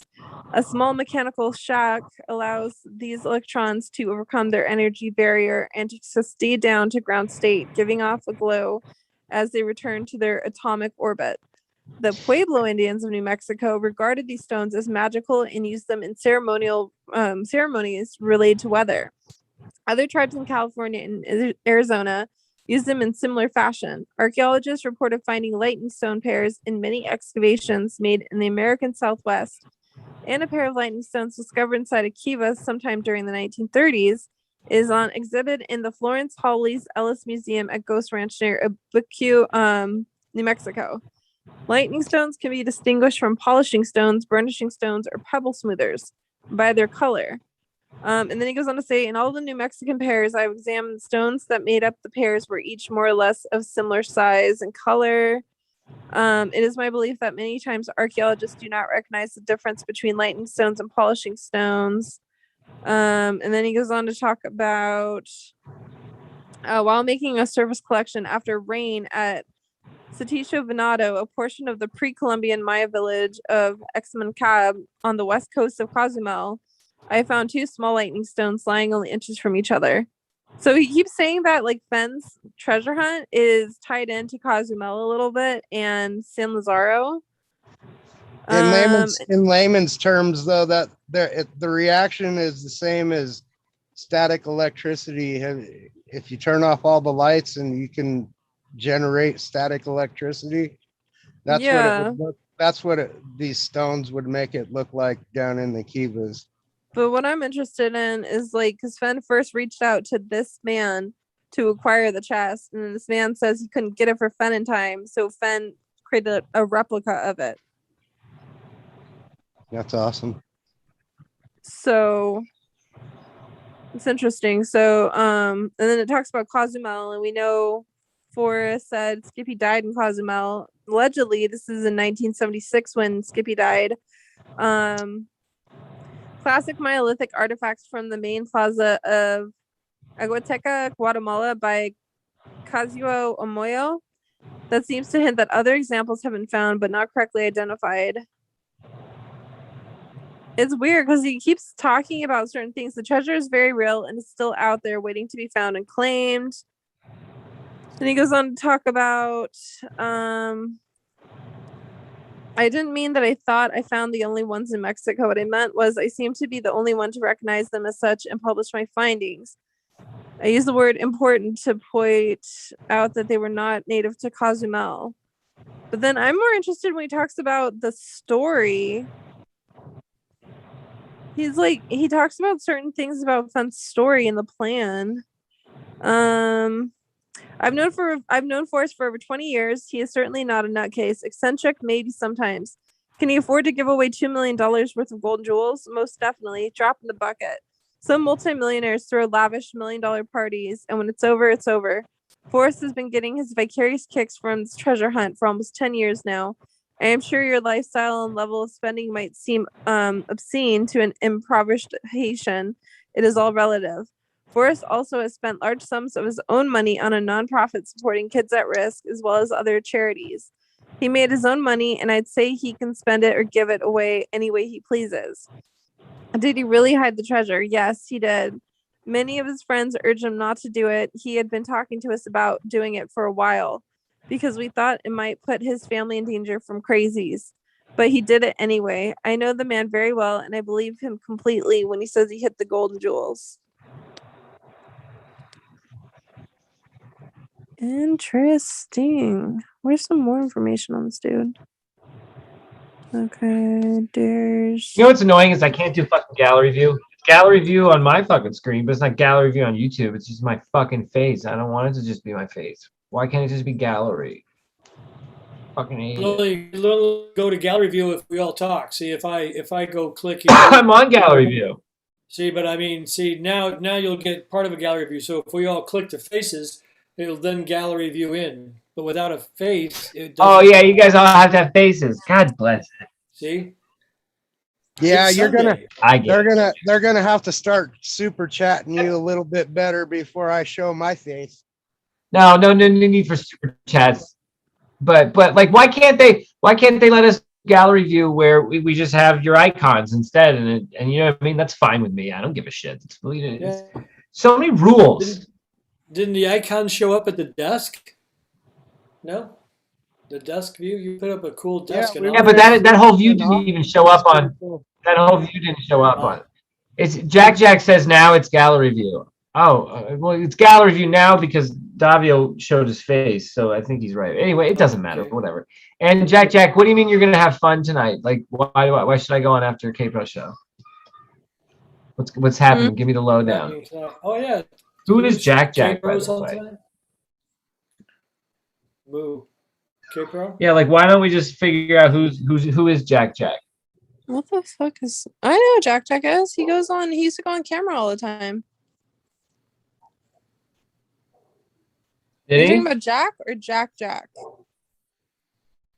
Jack in the chat. Yeah, he used to come on to the Zoom on... I've seen his face.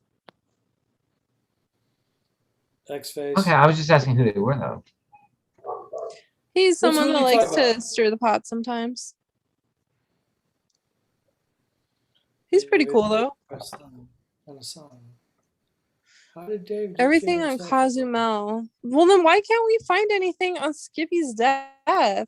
Has anyone tried finding like actual proof of Skippy's death in Cozumel? No. I've tried it, Because- and I would love to know that.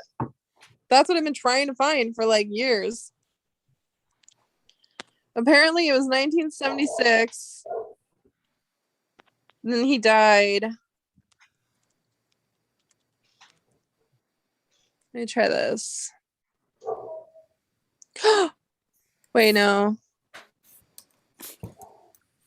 No, that was weird. Jack is me like 20 years ago. Got it. Says there was a tourist that fell to their death during a 1981? pyramid thing. Like 2000. Oh wait, I think I may find something. Huh. Hold on. What'd you find? It's talking about on, a hold me. death. I don't know if it's right here though. Hold on.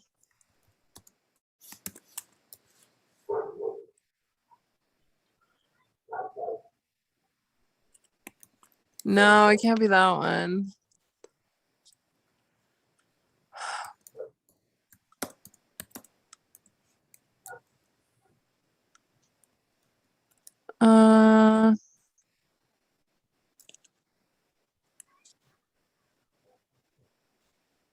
No.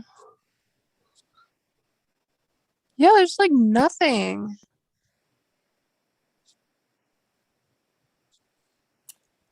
I don't know how there's like nothing that records a death in Cozumel.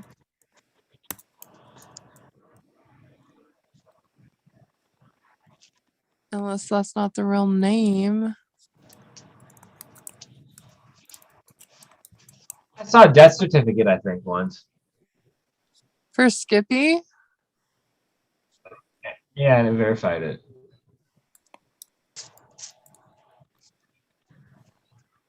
It looked legit too. If I'm remembering it right, maybe I'm not. Huh, I see a mention of Force Fenn. Hold on. What is this? Parasite pathology of salmon, pueblo, and other Chacoan great houses, the healthiest and warmest ancestral puebloans. Why did it list Fenn though? This is his name. Why can't it just highlight the name and make my life so much simpler? References cited. I'm too lazy to look at this shit. Okay. I want to find actual Guys, proof it's of this death. why can't we just go here, spend wisely? Are you leading me on a path through rabbit holes right now? Bunnies. Always.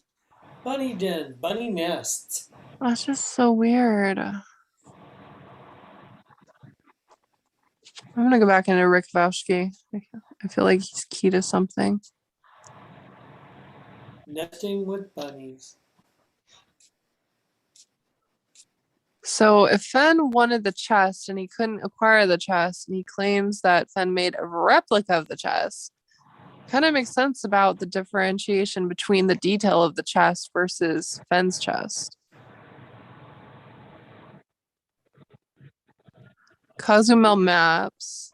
Red flag. The true history of Cozumel.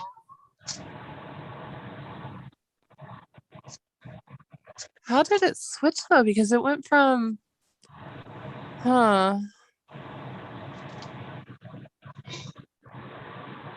he says it was the 16th century. Would you believe me if I told you that I had a virtual reality 360 degree shot of Forrest Fenn and Peggy Fenn at Medicine Wheel, and the chest wasn't too far behind them? I mean, I would say post a picture so we could all just go to sleep and never think of this again. I'm great. It's pretty controversial. I'm gonna Hey, say admit that it. again. Just post it. Okay, I don't want to lose connection here though. Or email it to me and I'll post it for you.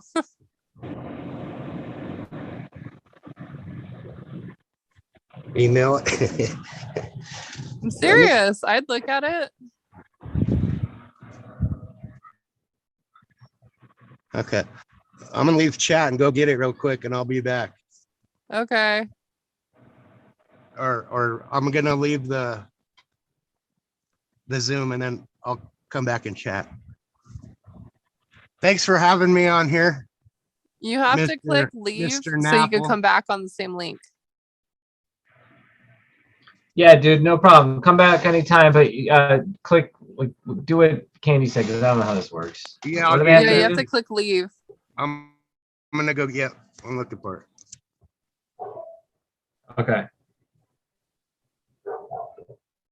The hell? Don't know what that is.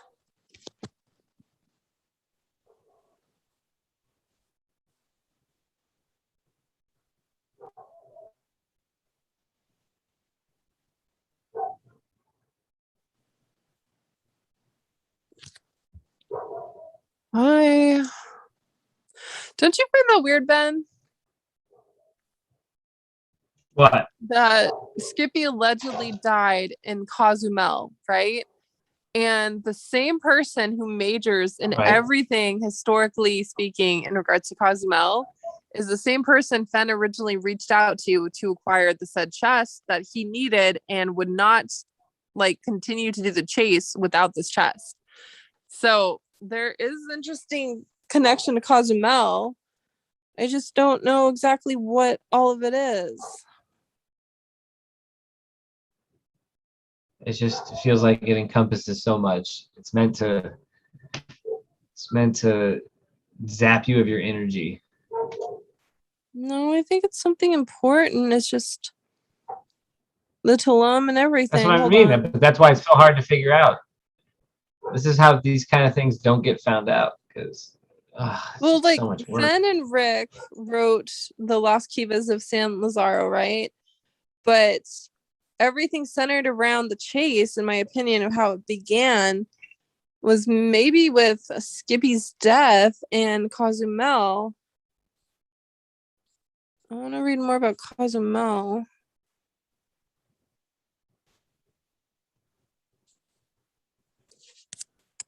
Like, why can't we find anything on Skippy's death? It's ridiculous. Candy, put your camera on, but just have it look at the. Oh, you can't have it look at just the ceiling because you're looking at your phone too. Fuck, I forgot about that. Never mind. Yeah. I'm researching, okay? Yeah.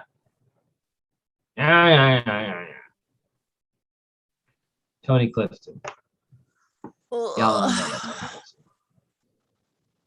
Book on the history of Cozumel forum. Okay, let me click this one. Has anyone read the new book by Richard Miller?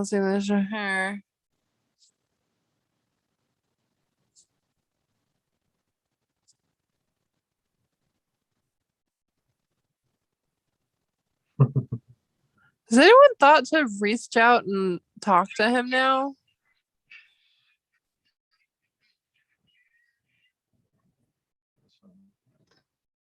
What did you say? Has anyone considered or thought about reaching out to Rick and emailing him and asking him questions now that Fenn has passed away? Nope. Should do that. I'm lazy. How about you write the email for me and then I'll send it? I'm too lazy for that.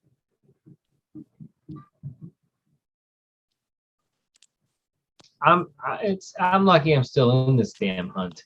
You know how time consuming this shit is? Obviously you do. I'm just speaking out loud. It's just like, ugh. To Well, I add just even think more to it, just so daunting. It's weird that Cozumel is linked to the Mayans, right? The Mayan period. And the Mayans are all about the end of the world and everything like that happening. And then if you look at Once Upon a While's cover for the revised edition, it gives you the same sacred loop. It's weird. It keeps connecting to each other. Why was Skippy looking in Cozumel? This is so weird. Lost gold in a sunken ship. Oh, as I'm saying, it's again with Spaniards. Fenn loved the Spaniards. I remember when I first started talking to Sasha, she told me Forrest's favorite thing to ever do was look into the history of the Spaniards in gold. And then you got a story where Fenn said, Doug Preston wrote a book, and it's one of my most favorite books I've ever read, and he's obsessed with it, and it links back to this. So it's like everything keeps circling around to Cozumel. The link's in the chat, Mr. Napple. Let me. Yeah. What link? Don't crucify. I don't see it. How do I have some super secret decoder ring information?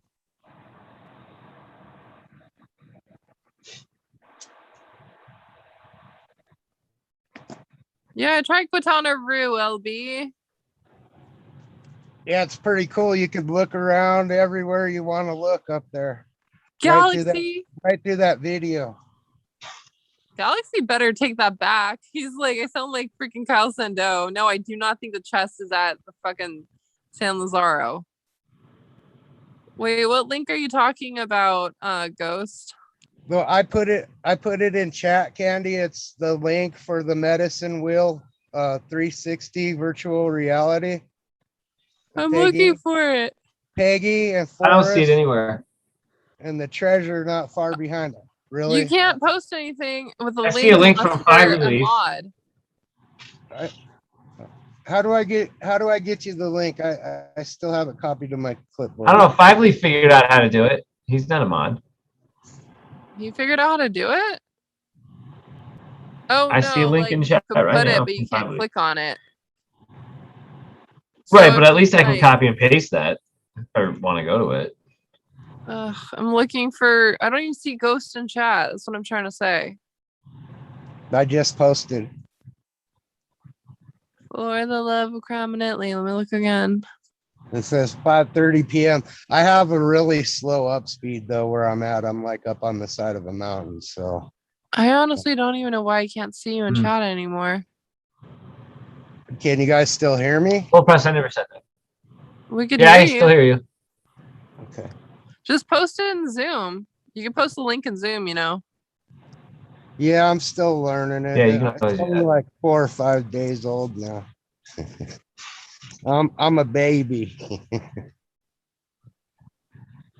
How do I post in Zoom? Basically what you do is you're on your phone, right? Yep. Okay, down at the bottom, you see the 3 dots that says more. Well, there's two, but yep. Okay, I click see that and it'll show you chat. Click on chat and then put the link in the lower bottom part where it says tap here to chat or tap a message to reply. Okay, now I'm gonna click the link that you did. Did you see it that time? Yeah, I see it. The Medicine Wheel Wyoming 360 VR. What timestamp is it at? It should be right in the beginning. I see a person's shadow walking around up a hill. Yeah, you can move the camera around and look in different directions, Ooh. but you won't see Peggy and Forrest until you get up to the top. It'd be kind of cool if you would show it on the broadcast. Ben, hold on. Hold on. I'll just make you a host. Why me? You're so tired of your Zoom. You're like, you're turning into me. I just made you a host. Just now you can screen share or whatever. I'm looking for a Okay, charger. fine. I'll try Tell me when it. you have enough time to look at it.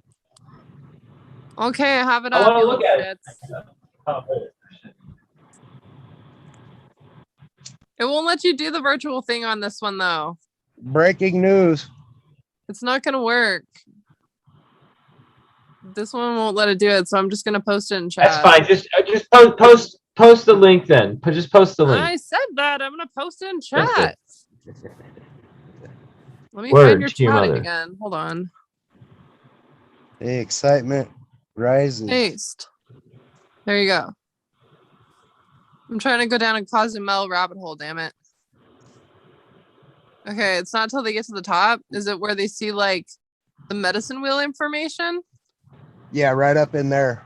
But you'll notice 2 people walking by.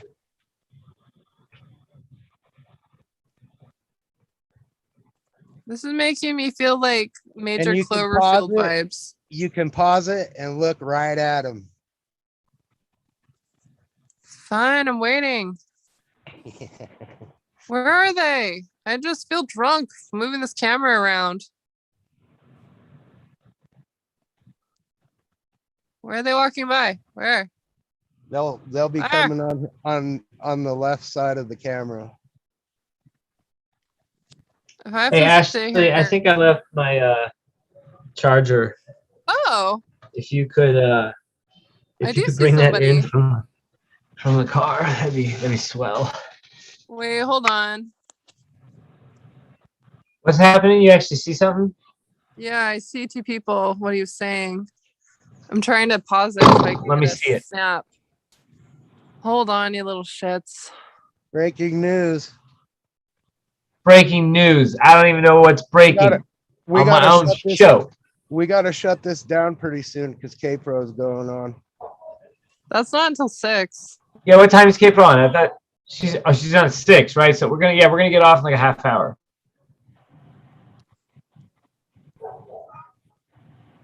Just Message me your screenshots, Candy. I just want to see it. Yeah, Whatever you're gonna kinda share. Hold on, It it's kinda kind of makes hard to your capture heartbeat. it. It kind of makes your heartbeat go a couple bumps. I don't know if that's Fenn though. Well, let me at least look at it. Let me see. It's showing 2 years ago. Hold Well, on. It's really hard to capture. I don't know if that's Fenn and Yeah, Peggy. I believe Candy did call you all little shits, myself included. I think we're all Yes, little. I did. shits. I called you all little shits. Yeah. Yeah, I thought she's on. She's on at 7. We can stay on for another hour and a half. Here, do you see what I sent you? It's a screenshot I from don't know that if I want to video. do that. All right, let me see. Nah, that's not Fenn. I don't think think it so. I think so. I mean, that's from 2 years ago. When I went and saw Fenn in 2019, he was so frail, he barely freaking. This looks like still a Did you younger see- person. Did you see Peggy? Peggy had white hair by then. I'll go back and try and capture it again. Hold on. I can't make my mind up. I can't figure out this one. I gotta go and I have no idea. He looks kind of short to me, to be honest, but I don't know. Well, I mean, he did And shrink. then I noticed a shiny square object as he's walking around the medicine wheel. Hold A on. shiny box. I want to go down my Cozumel rabbit hole. He's got a nice belt buckle, but still, I just can't tell. I don't think that's Peggy. I think I'm wasting my time screenshotting people that are not Peggy or Fenn. Hold on. Do you see that, Ben? Hold on, think that's I'm Peggy at all. on just that one picture. So That's not Peggy. Peggy had white hair.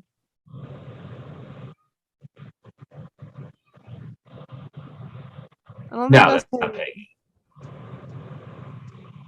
Hey, Candy, Huh. how many times a year do you dye your hair? Peggy didn't dye her hair. Yeah, but I don't think this is Peggy's stature. Yeah, Peggy didn't dye her hair after a while. Same with Fenn.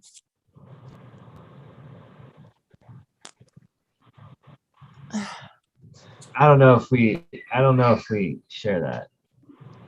I mean, Oh, what's up, Adam? It doesn't look like that. I'm torn. I feel like everyone should have a right to look at it, but then like at the same time, like I just don't think they are. Or I can't. I don't think you can tell with the Fenn one. That's all the one I really care about. And if you can't tell, do you share it? I don't know. I did. Blame it on me. No, I'm not. I'm not trying to be mean either. It's conflicting. I don't know what to do. You know what I mean? This is one of those where you don't know what to do, so you just kind of like do the safe thing. I don't really think it is, but I would invite anybody who wants to see those. Just like contact Ghost Dancer. I'm sure they'll. Go take a look for yourself. And I thought I would. Hey, fair enough. They talk about an American pirate in Cozumel. Jean Lafitte. Did you know that? Say again. Jean Lafitte. Says in the 17th century, pirates took advantage of Cozumel's isolation and used it as a base for operations. The most notable of Cozumel's pirates was American pirate Jean Lafitte. The island was not re-inhabited until 1848, when settlers from the mainland sought refuge from the Casas War, a fierce war that broke out when the Mayas decided to avenge the wrongs inflicted on them and their lands by the Spanish. In the end, the white settlers prevailed, and so it still remains a part of Cozumel history. But you know how like Jack and apparently like whatever the solution was, it was tied to pirates? If whatever Fenn's doing is tied to Cozumel and it's tied to pirates, maybe this is a good lead to look into. Huh. Let's down look for up any kind this of pirate lead. person. I think my smell's slowly coming back. Like I'm getting sneezes. It must be like an allergy thing that I had or something. I don't know. I've got a stupid cough coming back, and I went to see a movie yesterday. The first time I've been out since like forever. And now I feel like I'm possibly getting COVID again. And if I get COVID, I'm pretty sure I'm done for. Now, you know what happened to me? Rest easy. What happened? The same thing that happened to me was once I got rid of the COVID, it was like, and I think a lot of people had this too. Once a month, you'd get like a bad 24 hours. Not quite the same as having COVID, but you just feel like shit, like it's about to happen. And it's just like it was like a once a month thing where you feel like poop. And then for me, it slowly started to separate after like a year now. It's turned into like once every few months. But what you're experiencing is pretty common from what I've read and talked to from other people who've had COVID. Like you're gonna have like these days where you're just gonna feel like it's almost happening again, but it doesn't, and then you're fine. I hope so. I literally am just barely healing from my kidneys. Well, what are the things you can do to help your kidneys out, like just eating wise, diet wise? Yeah, I know.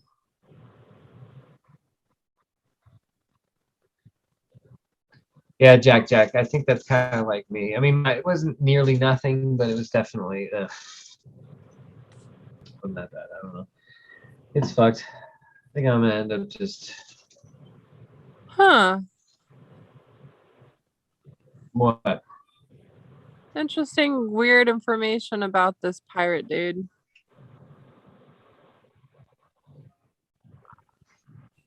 Well, you know, that could be a JF too if you want to be tricky. Right? Kinda, but I still I'm think not JF like... is James Clinton. Well, the only things that capitalized in Jean Lafitte is J and the F, right? No, because it's Lafitte. Is the law capitalized? I don't think the law is the law capitalized. Are you sure? Yes. I'm Googling this.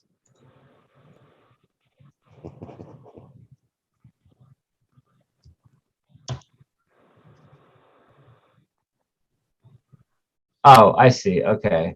I was forgetting that's that guy. Just the L. All right. Well,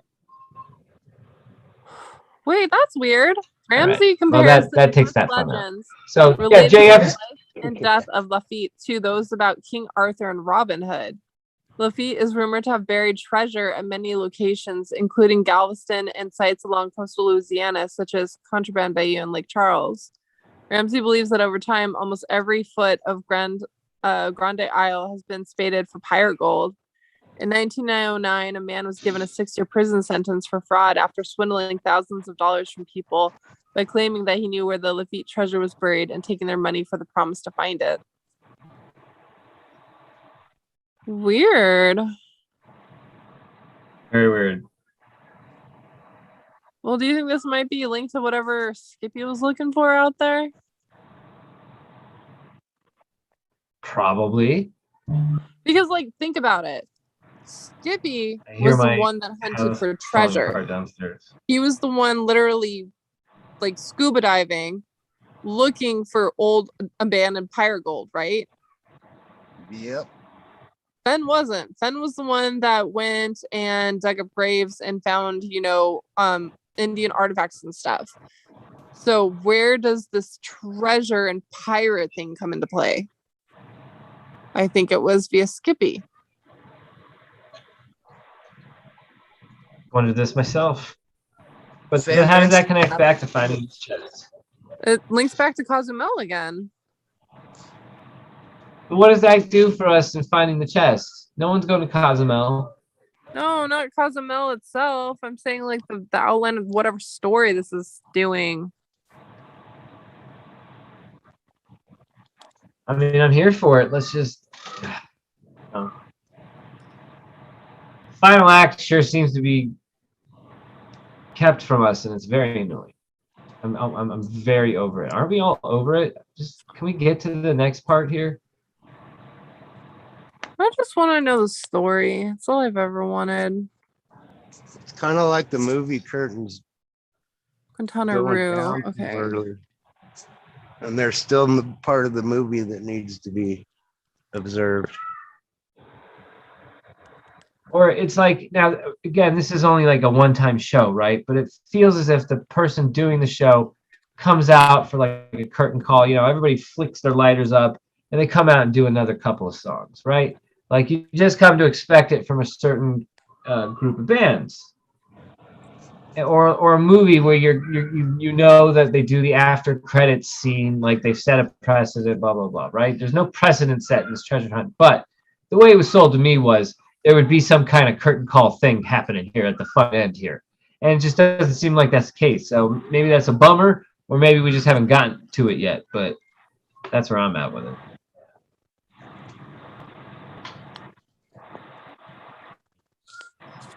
It's pretty boring. I keep just Bit. going down rabbit holes. Why do I do this? Because we don't have a final Well, fucking act. Jack has the jar, and he has the autobiography and Kinko's prints. So maybe it's not over yet.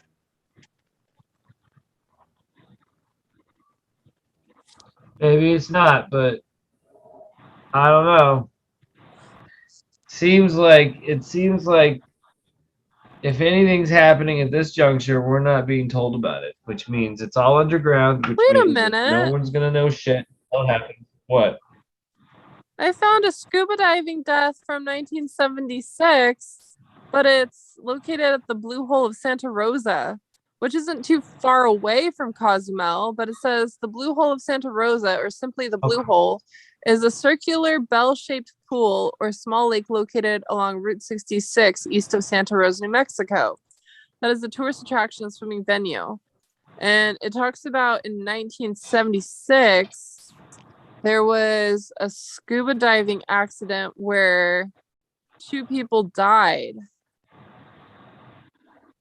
I have him dying in 1978, I think. No, the Rick Kowalski said it was 1976. It wasn't 1978. He's the one that was like there with him. Don't forget, Fenn's nephew was a treasure hunter too, because that's how he met Dal. Yeah, Creighton. Yeah, Creighton. I want to see where it talks about the death though, because this is in 1976. 2 people ended up dying in over there. Hold on. And it's a bell shape. It's weird.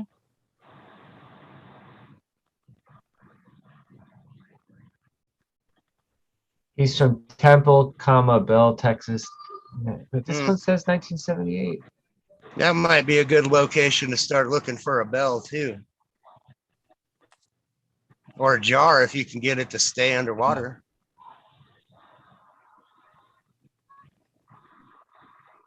Yeah, gotta go to the another only thing I can source. find Hold on. is in 1976, 2 open water scuba divers went in the cave and died, and that's for the Blue Hole.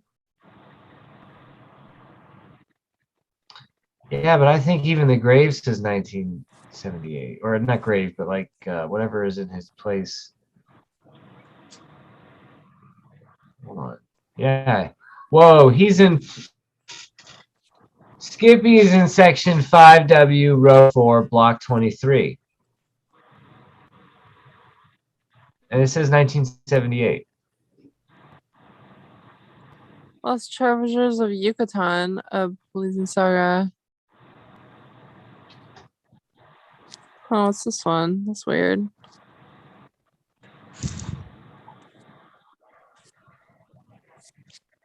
Temple in Bell County, Texas. Hillcrest Cemetery. And it says 1978 for his dad's from in Quintana Roo, Mexico. Yeah, but did he really do that though? I don't believe any of But this. again, none of this really helps us.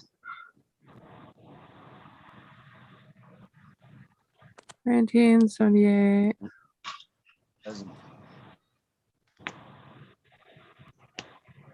I vote for Skippy as Skippy Peanuts, Skippy Peanut Butter, and that takes us to Charlie Brown as the home of Brown.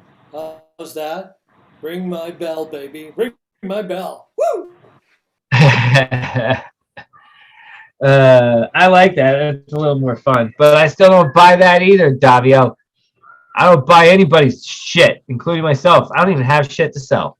That's I'm a- not selling shit. This here shit That sells was a itself. Will Smith song, wasn't it? Will Smith does that song "Ring My Bell." Huh. No, not Will Smith. Song. That was a Ring my bell. Ring my bell. Woo! Woo! Woo! Woo! I'm so sorry That's for horrible. singing that, people. Horrible. I apologize. Horrible song. Just horrible. Adam is conscious. Adam is here. Adam's I feel coming like in we're the on room. crack. Come on in, Adam. Have a chat with the kids. We're having a day This is off. kind of what it's like to be Living bowls, chilling. What Labor it is. Day. Labor last day. Today is no labor.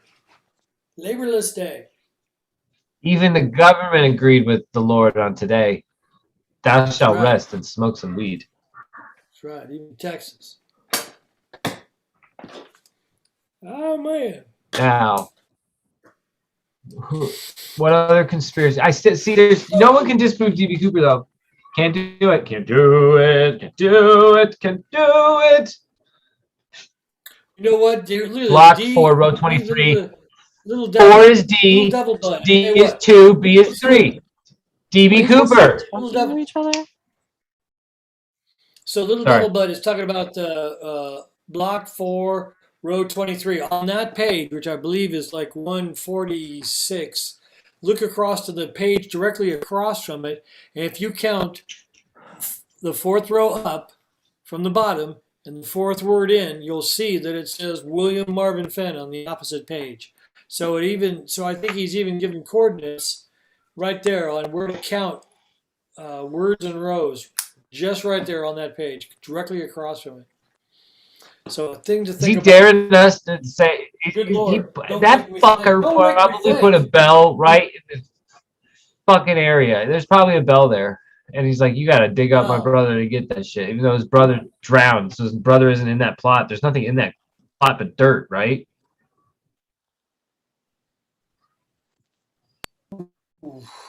I'm not justifying doing it. I'm just saying there's nothing in that plot but dirt, right? Nothing. I know. What? Dirt? Where? Which dirt? Always dirt. The one that the one that Skippy is at, block 4, row 23. There's nothing in that plot but dirt. It's not Skippy's not there. His body was in, I thought, or actually, no, I didn't. Okay, so he flew the No, body back, I'm he said, referring right? to- Is that what he did say? I'm referring to His that's body not wouldn't be really there. where Forrest Fenn's father was buried or any of that shit. It's just another way. So of same with getting Same you with to Skippy look at too, other because this chapters. website says Skippy's buried there.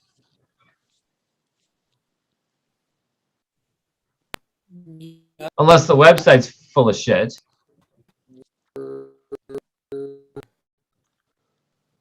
Here, I'll put it in the chat. Find a grave.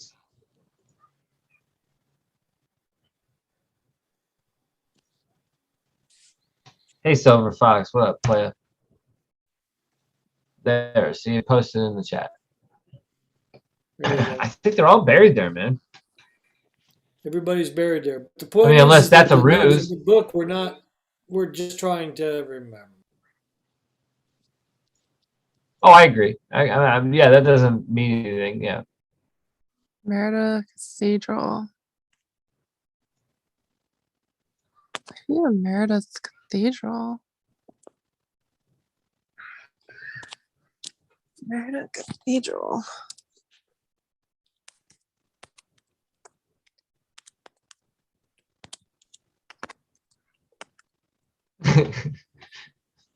Why did Ben dig up the grave? He wanted some chunky Skippy. That's fucked, Mackerjack. It's funny though.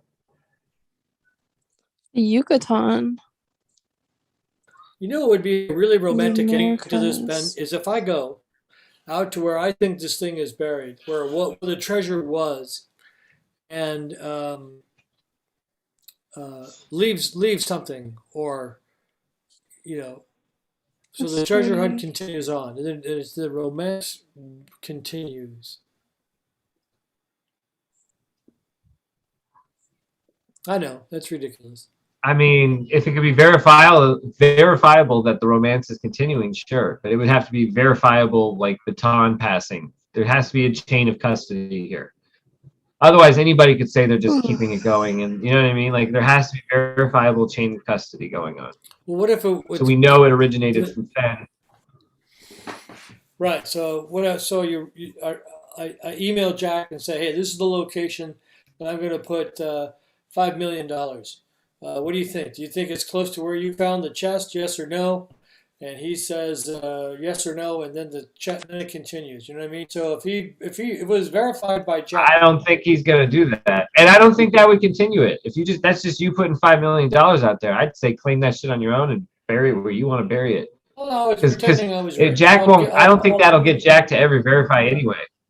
He's not gonna go. Oh yeah, that's where it. That's where. Since you're gonna bury $5 million, that's where it was. Right. So Jack, here's $5 million. He's gonna say, "Good luck, man. Bury your $5 million." Yeah. He's not gonna fall for that. Not if he's playing this kind of game. No way. You could say Why him not? $5 bajillion. It could be like Austin Powers. And that's my point. I don't think it is. There's something stopping that. You do You would remember think it's always about money. I agree. It usually is, but for some reason, something's going on. Well, it's got to be money. What? It's got to be money. There's a reason why we're not. I doing mean, anything. You know, Such and such Forrest said that if the value of the chest ever goes above 5 million, he was just gonna go get it. I'll be right back. Wait, hold on. I cannot be host. Randy. Okay, first make host. I think he said that. Oh yeah, make me host. Then I I'll think be he right said back. that about. I think he said if the chest got up to 10 million, he'd go back and get it. Right? Yeah. Neither here nor there. I think he was making a joke. I don't think he was ever going to go back and get it.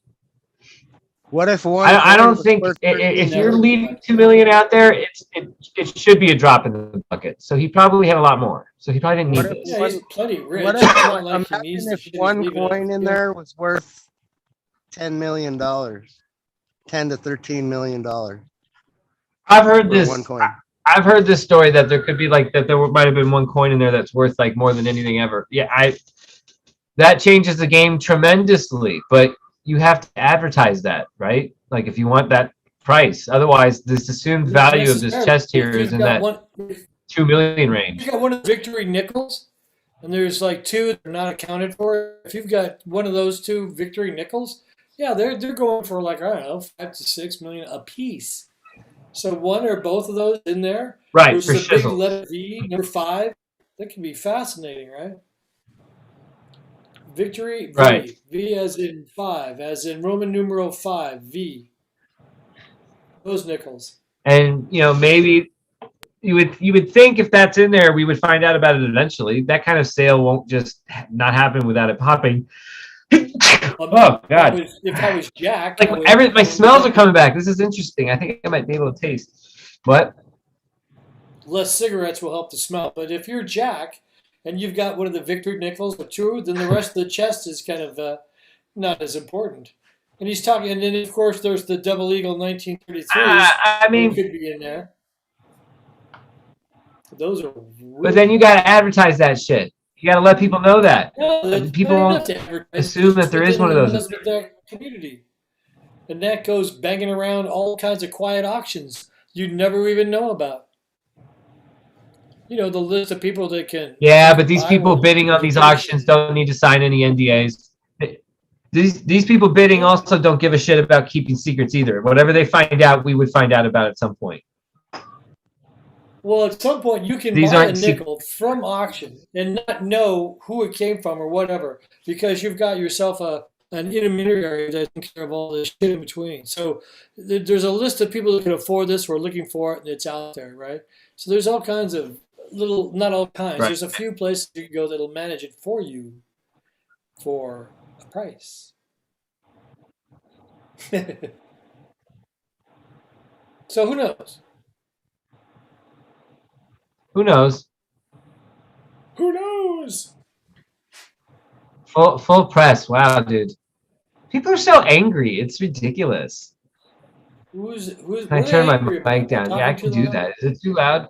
I don't know how to even do that though. That's the problem. Well, you're So I'm just using the Zoom software. I'm not using like OBS.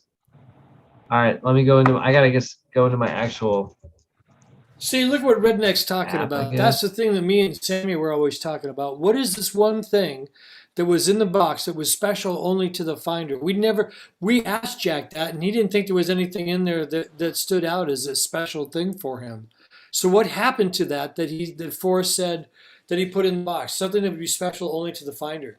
And that wasn't in the box. Or was it, and Jack just didn't know? Bum, ba-dum, bum. I think whatever was in that box is going with the auction. I think that's as plain as we could do, and maybe that's part of a sales tactic. And once a Maybe. legit buyer is aware of this kind of thing, they understand why it was kept a secret, and this way they can profit from it, and this way it increases the value of the chest. Maybe there's a huge sales tactic to what's going on, but we won't know until we actually hear of a sale. Until then, it is just guessing at what ifs. But that's all we're left with right now, guys.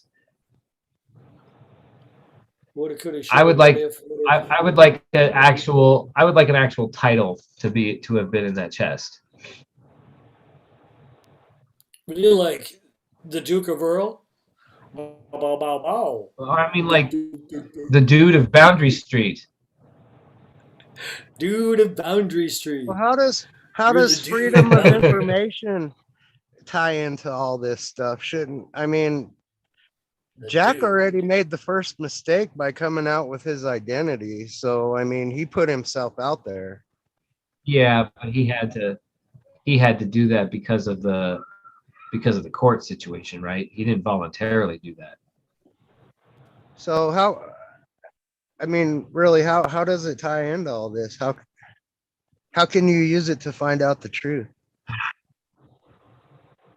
I wonder it myself. I think if we could have, we would have by now. I know that there's some last second stuff going on. I know there's stuff I'm involved with trying to get to the truth, but like there's also lines that like you also have to ask yourself if you're going to cross. And as far as I'm involved, there's no lines that shouldn't be crossed that have been crossed. So like it makes it difficult and a lot longer to happen when you won't cross lines, and I just won't. So if that prolongs this thing, that's fine. But I'm a big believer in the truth is inevitable. You can always find something out eventually. So I'm okay playing the long game. It's just more frustrating. Something's going on. Sorry for that rant.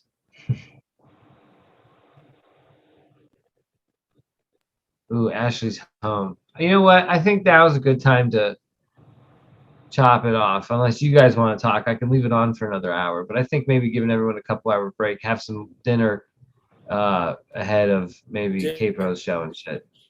Dinner. All right. So then, See ya. y'all have fun, and we'll catch you at Calazar's tonight.